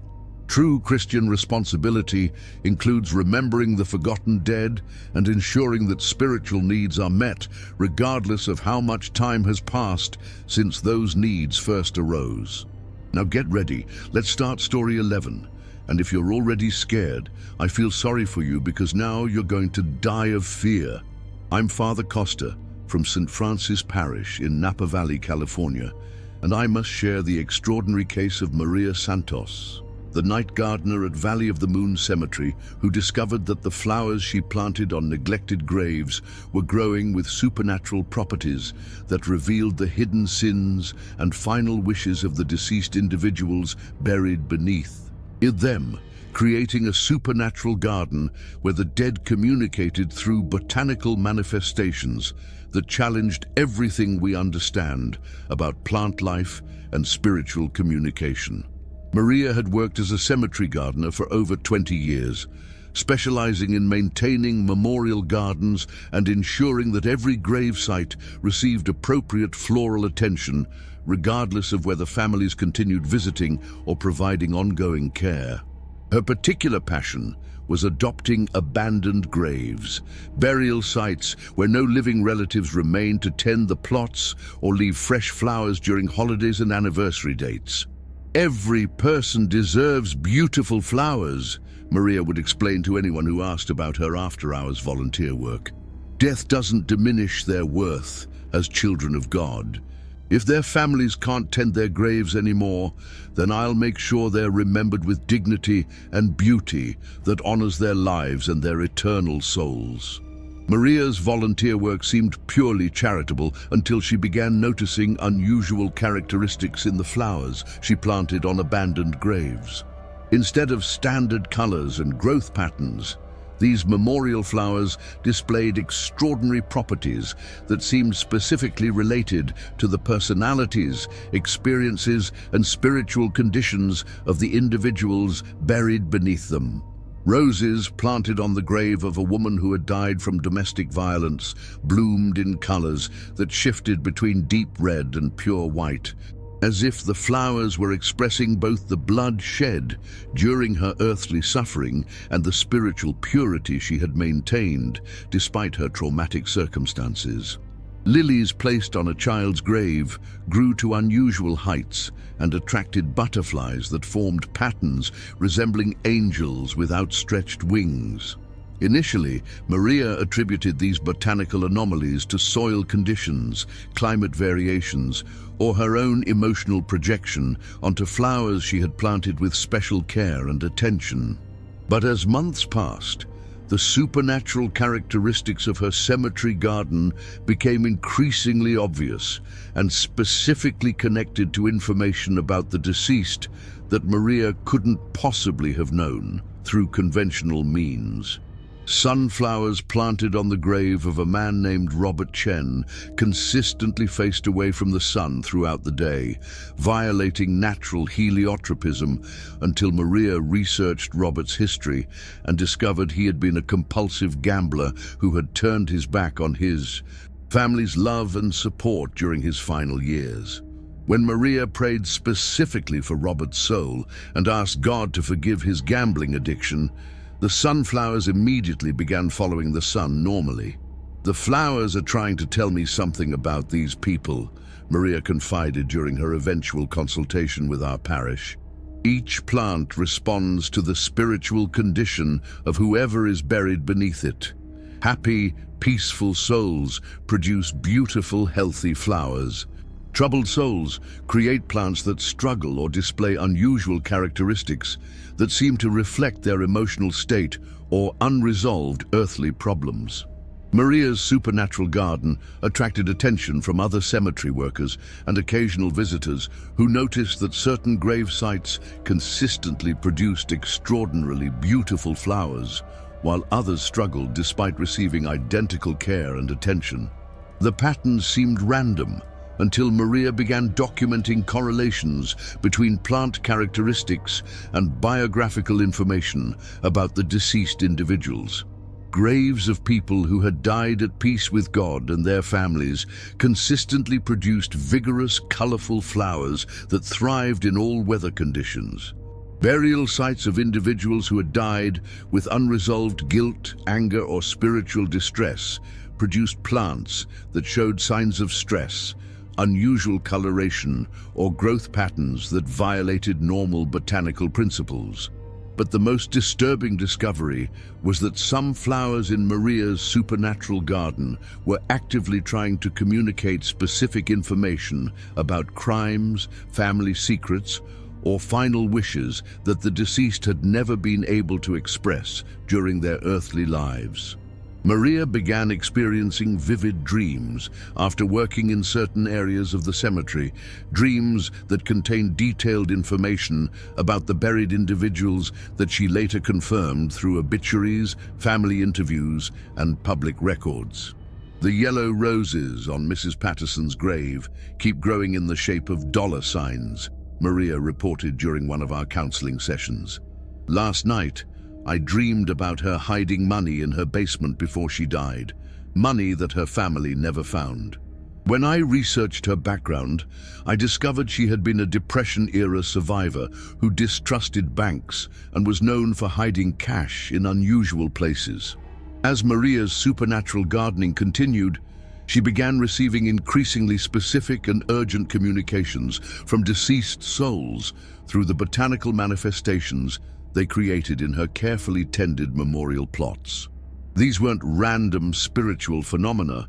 They were deliberate attempts by the dead to resolve unfinished earthly business that continued troubling their eternal rest. The most dramatic example involved a section of the cemetery where Maria had planted white chrysanthemums on the graves of 3 women who had died during the same week in 1987. Instead of blooming normally, the flowers grew in perfect triangular formation, with stems that intertwined as if the plants were holding hands. Maria began experiencing shared dreams where all 3 women appeared together, revealing that they had been murdered by the same serial killer whose crimes had never been officially connected. "We died within days of each other, but police never realized we were killed by the same man," the women explained in Maria's supernatural dreams. "Our flowers are growing together because we want our families to know the truth about what happened to us." The killer is still alive, still free, still dangerous to other women. Maria's investigation of the three women's deaths revealed disturbing patterns that supported their supernatural claims. All three had been found in different locations around Napa Valley. All had died from similar injuries that suggested experienced killer, and all had been dismissed as isolated incidents rather than connected crimes. But their families had never been able to find closure because the murderer was never identified or prosecuted. Working with local law enforcement and cold case investigators, Maria provided information from her supernatural dreams that led to renewed investigation of the three murders. The botanical evidence, flowers growing in impossible patterns that suggested deliberate communication, convinced investigators to re-examine physical evidence using modern forensic techniques that hadn't been available in 1987. The breakthrough came when DNA analysis of preserved evidence from all three crime scenes matched samples from a convicted felon who had been serving time for unrelated charges. The supernatural garden's communication had exposed a serial killer whose crimes had gone undetected for over 30 years, bringing justice for three families and preventing potential future murders. But Maria's botanical communications weren't limited to unsolved crimes. Many of the supernatural flowers in her cemetery garden were conveying messages about family secrets, hidden assets, or final wishes that the deceased had never been able to express before death. Maria found herself serving as an intermediary between the dead and their living relatives, helping resolve inheritances, locate missing documents, and provide closure for families who had struggled with unanswered questions. The purple irises on Mr. Kowalski's grave keep spelling out "forgive" in their arrangement, Maria observed during one of our regular meetings. When I contacted his daughter, she broke down crying and admitted she had been carrying guilt about their final argument before his death. She thought he died angry with her, but the flowers are trying to tell her that he forgives her completely. Maria's supernatural gardening had evolved into a form of spiritual ministry that combined horticulture with pastoral care for both the living and the dead. Families began requesting her services specifically when they needed help communicating with deceased relatives about unresolved issues that continued causing emotional distress for surviving family members. But the most challenging aspect of Maria's botanical ministry was learning to distinguish between genuine spiritual communication and psychological projection that might lead to false or misleading information. Not every unusual flower growth pattern represented supernatural communication. Sometimes stressed plants were simply responding to environmental factors rather than spiritual influence. "I have to pray constantly for discernment," Maria explained. "The difference between real spiritual communication and my own imagination can be subtle. I've learned to verify any important information through multiple sources before sharing it with families who are desperate for messages from their loved ones." Working with our diocese's specialists in supernatural phenomena, Maria developed protocols for documenting and verifying botanical communications that helped ensure families received accurate information rather than false hope based on misinterpreted plant behavior. Her supernatural garden became a model for other Catholic cemeteries seeking to provide enhanced spiritual services for grieving families. Maria's supernatural gardening ministry reached its culmination when she discovered that certain flowers in her cemetery garden were not just communicating information about individual deceased souls, but were actually providing healing opportunities for both the dead and their living relatives through guided prayer and forgiveness rituals that used botanical symbolism to facilitate spiritual reconciliation across the boundaries between life and death. The most powerful example involved the grave of teenage suicide victim Jennifer Martinez, whose parents had been consumed by guilt and anger for over 15 years following their daughter's death. Despite years of grief counseling and therapy, they couldn't find peace because they blamed themselves for missing warning signs of Jennifer's depression and felt that God was punishing them for their failures as parents. Maria had planted a small rose bush on Jennifer's grave, expecting standard growth patterns suitable for a young person's memorial. Instead, the roses began producing blooms that changed colors throughout each day, starting deep purple in the morning to represent grief, shifting to white during midday to symbolize purification, and ending each day as bright pink roses that represented young love and eternal innocence. "The roses are showing us Jennifer's journey," Maria explained to the Martinez family during a cemetery visit. "She starts each day remembering the pain that led to her death, but by evening she's at peace, surrounded by love that transcends her earthly struggles. She wants you to know that her suicide wasn't your fault and that she's found happiness in whatever paradise awaits innocent souls who were overwhelmed by temporary darkness." Today, working with the Martinez family and our parish counseling team, Maria developed a ritual where the parents could pray at Jennifer's grave while observing the daily color changes in the memorial roses. This botanical prayer experience helped them understand that their daughter's spiritual journey hadn't ended with suicide, but had continued into realms where healing and forgiveness were possible even after tragic earthly deaths. The healing process took several months, but gradually the Martinez parents were able to release their guilt and anger while maintaining healthy connections with their daughter's memory. The color-changing roses served as daily reminders that spiritual growth continues beyond physical death and that God's mercy extends to souls who die under tragic circumstances beyond their full control. Maria's botanical ministry expanded to include similar healing gardens for families dealing with various forms of unresolved grief. She developed specific flower combinations designed to facilitate different types of spiritual healing. White lilies for families mourning infant deaths, red geraniums for relatives of accident victims, yellow marigolds for survivors of elderly parents who died from extended illness. Each flower speaks a different spiritual language, Maria explained during training sessions for other cemetery gardeners. The key is learning to listen to what the plants are trying to communicate and then helping families understand the messages their loved ones are sending through botanical manifestations that serve as bridges between our world and whatever comes after death. Indeed, but Maria's most important discovery was that the supernatural flowers in her cemetery garden didn't just communicate information. They also provided opportunities for ongoing spiritual relationships between the living and the dead that supported healthy grief processing rather than unhealthy attachment to deceased relatives. The flowers teach us that death is not a wall, but a garden gate, Maria would tell grieving families. Our loved ones continue growing and changing in whatever paradise God has prepared for faithful souls. Through prayer and botanical observation, we can maintain connections that bring comfort without preventing either the living or the dead from continuing their spiritual journeys.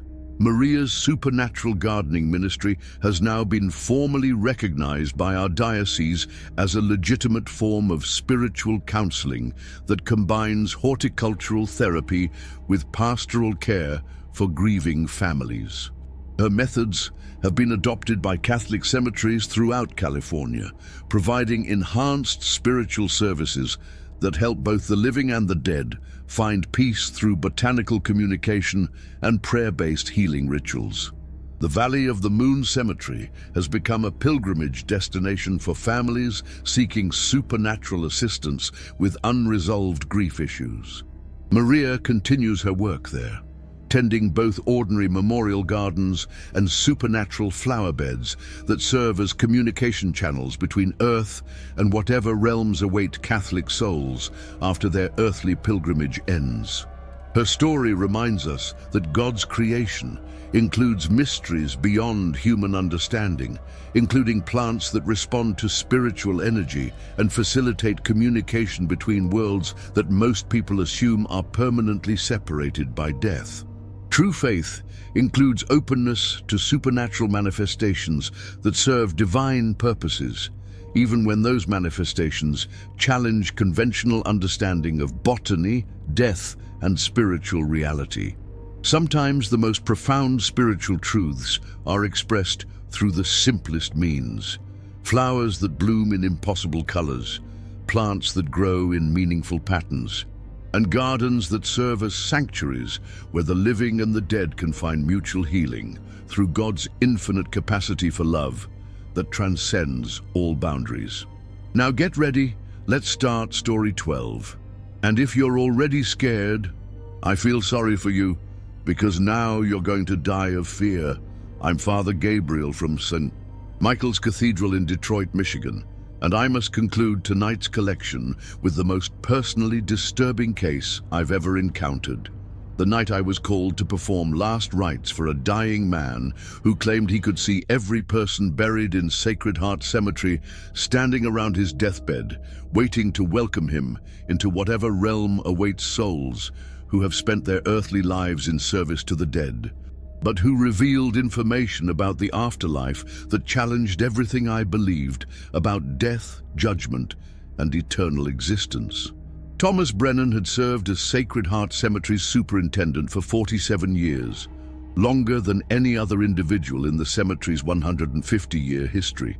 He had overseen thousands of burials, maintained relationships with countless grieving families, and devoted his entire adult life to ensuring that the dead rested in dignity while providing comfort for the living during their most difficult moments. Thomas was known throughout Detroit's Catholic community as a man whose faith was as solid as the granite headstones he maintained. He attended daily Mass, volunteered for every parish charity, and treated his cemetery work as a form of spiritual ministry rather than merely a job. Families specifically requested Thomas to coordinate burial services because his presence brought peace and confidence during times of overwhelming grief. But on the night of November 30th, 2022, as Thomas lay dying from pancreatic cancer in his modest home adjacent to Sacred Heart Cemetery, he began describing supernatural visions that revealed disturbing truths about the afterlife that contradicted fundamental Catholic doctrine about death, judgment, and the eternal fate of human souls. "Father Gabriel," Thomas whispered as I arrived to administer last rites, "they're all here. Every person I've ever buried, standing around my bed, waiting for me to join them. But they're not in heaven or hell like we teach people. They're somewhere else entirely, somewhere that doesn't match anything in our theology books." I initially assumed Thomas was experiencing hallucinations, common among dying patients, possibly caused by pain medication or the natural brain chemistry changes that occur during the transition from life to death. But as I began the last rites ceremony, Thomas described specific details about deceased individuals that he couldn't possibly have known through conventional means. "Mrs. Patterson is here, the one who died in 1987, Thomas continued, his voice growing weaker but more urgent. "She wants me to tell her daughter that the jewelry isn't hidden in the basement like everyone thinks. It's sewn into the lining of her winter coat in the hall closet. And Mr. Chen, who died last month, he's saying the investment documents are in a safety deposit box at a bank his family doesn't know about."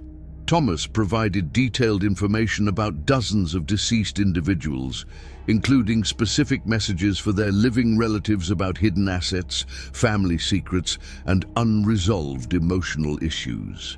But more disturbing were his descriptions of the realm where these souls existed, a place he called the waiting garden, that seemed to serve as an intermediate state between earthly death and final judgment. "It's not purgatory like we teach," Thomas explained, his breathing becoming increasingly labored. "It's more like a vast garden where souls wait for something none of them understand. They remember their earthly lives perfectly, They can observe their living relatives, but they don't know what comes next, or how long they'll remain in this intermediate state. According to Thomas's visions, the souls in the waiting garden maintained their individual personalities, memories, and emotional connections to their earthly families, but existed in a state of spiritual suspension where they neither suffered punishment nor experienced the eternal bliss traditionally associated with a heaven. They were simply waiting, with no clear understanding of what they were waiting for or how their final destination would be determined. "They're not being judged," Thomas whispered. "They're not suffering or rejoicing. They're just existing in this beautiful garden where time doesn't work the same way it does for the living.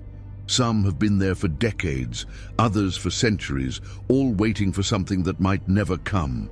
Udi, the most disturbing aspect of Thomas's deathbed visions, was his claim that the souls in the waiting garden were beginning to lose hope that they would ever transition to whatever final state God intended for them. They were experiencing a form of existential despair that resulted from eternal uncertainty rather than eternal punishment. As Thomas's deathbed visions continued, he revealed that the souls in the waiting garden had developed their own community and social structure during their centuries of uncertain existence between earthly death and final judgment.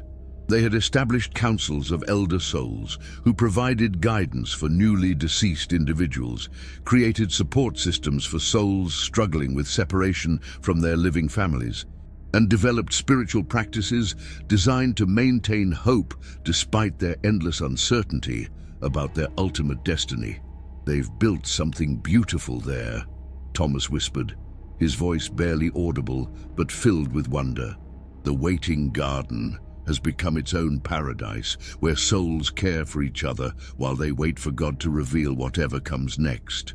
They've learned to find joy and meaning in community rather than individual salvation, supporting each other through the difficulties of existing between worlds."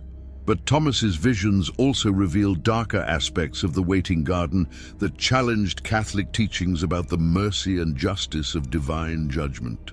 According to his supernatural observations, souls who had lived virtuous Catholic lives weren't automatically guaranteed faster transition to eternal bliss, while souls who had committed serious sins weren't necessarily suffering in traditional purgatorial punishment.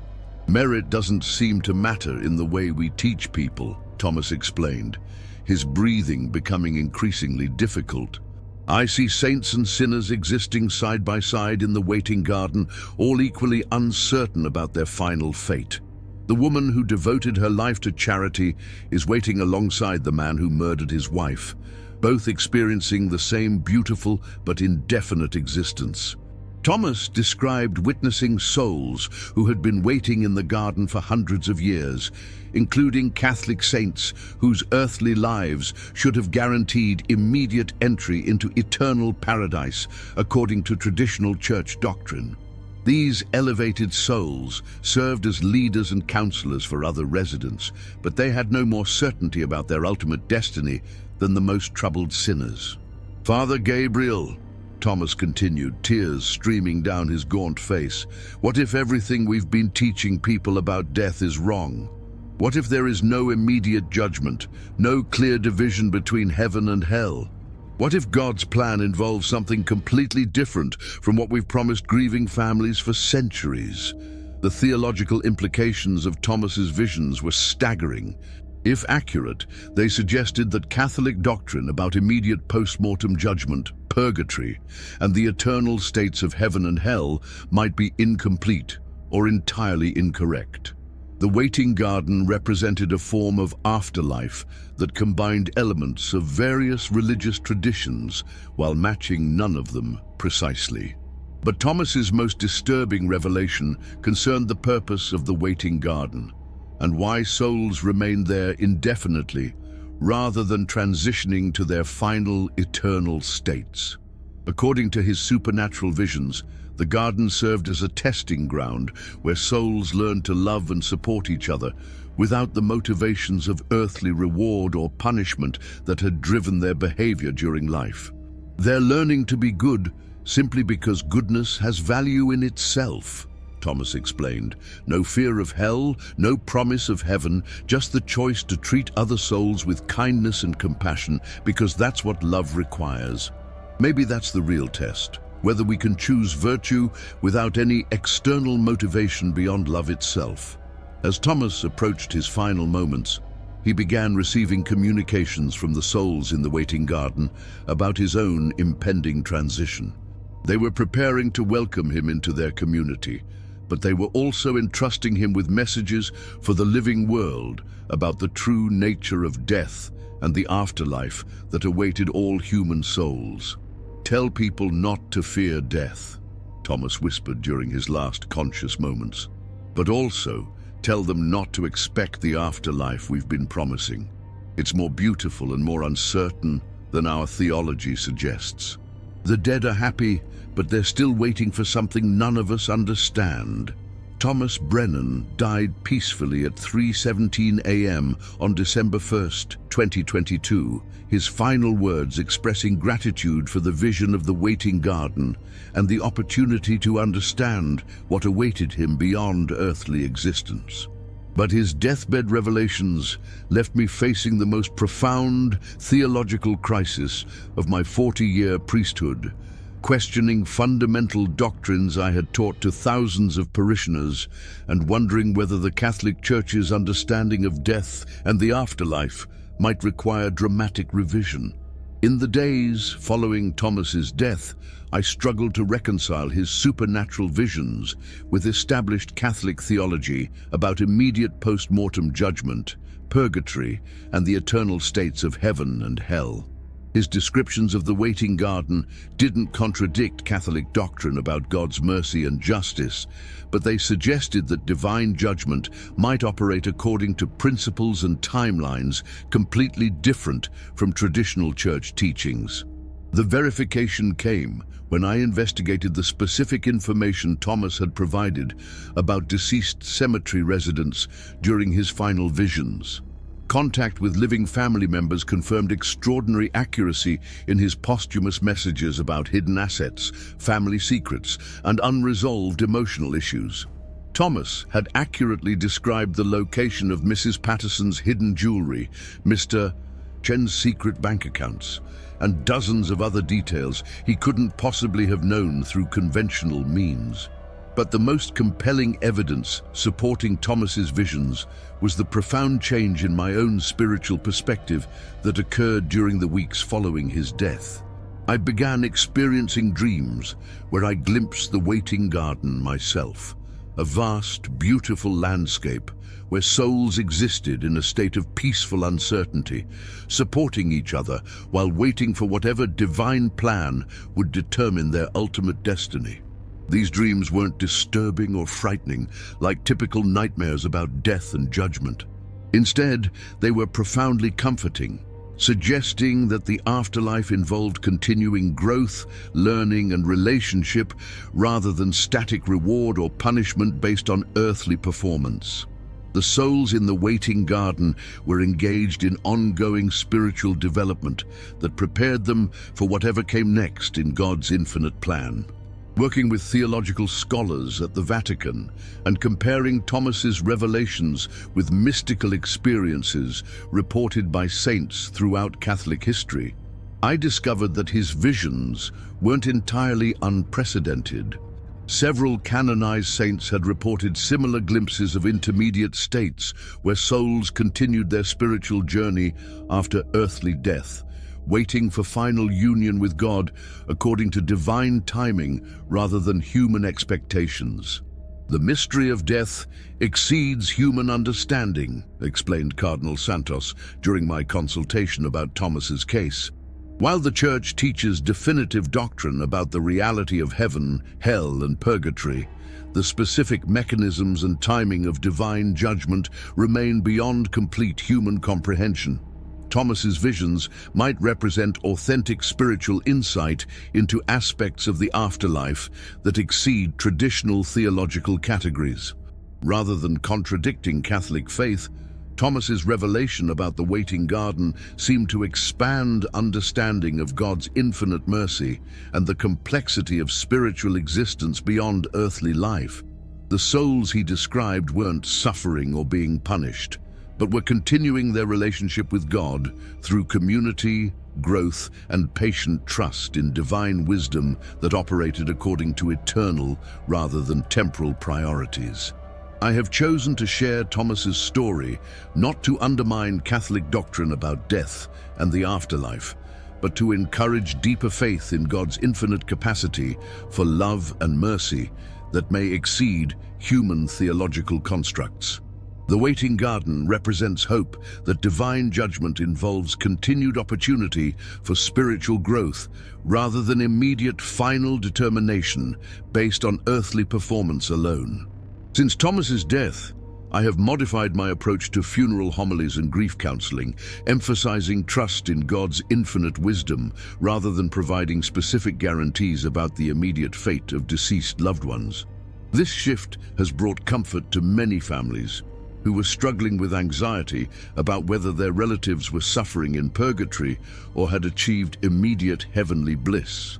We can trust that God's love for our deceased relatives exceeds our own, I now tell grieving families.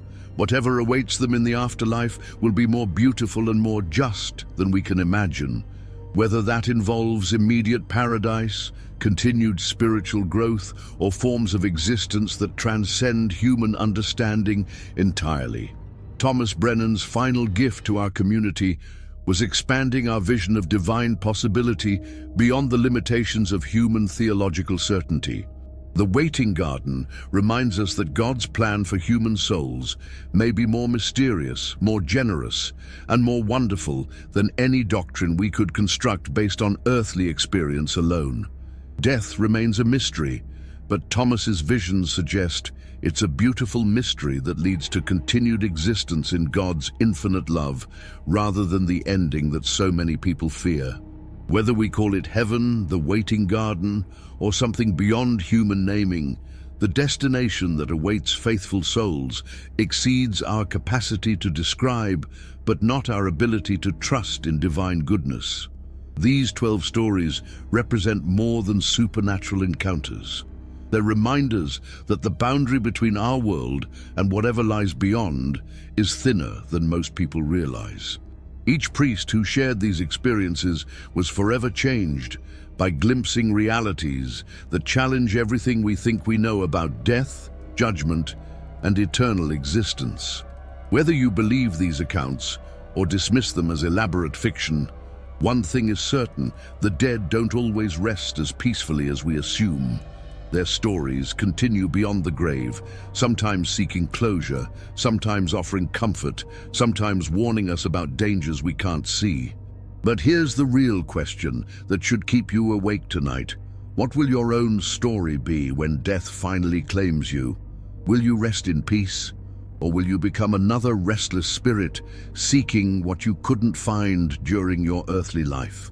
If these stories have left you unsettled and wanting more chilling encounters with the supernatural, don't forget to subscribe to our channel and turn on notifications. We'll keep bringing you spine-tingling tales that challenge your perception of reality. And if these true horror stories followed you into your thoughts tonight, consider sending a super thanks. Your support doesn't just maintain the channel, it helps uncover the darkest stories that would otherwise remain buried. The next person to send super thanks will receive a hidden epilogue to one of tonight's stories in the Community tab. Your contribution supports the search for more true horror experiences that most people will never believe until they experience them themselves. Remember, some doors should never be opened, some secrets are meant to stay buried, and some stories are true whether you believe them or not. Sweet dreams, if you can manage them after tonight.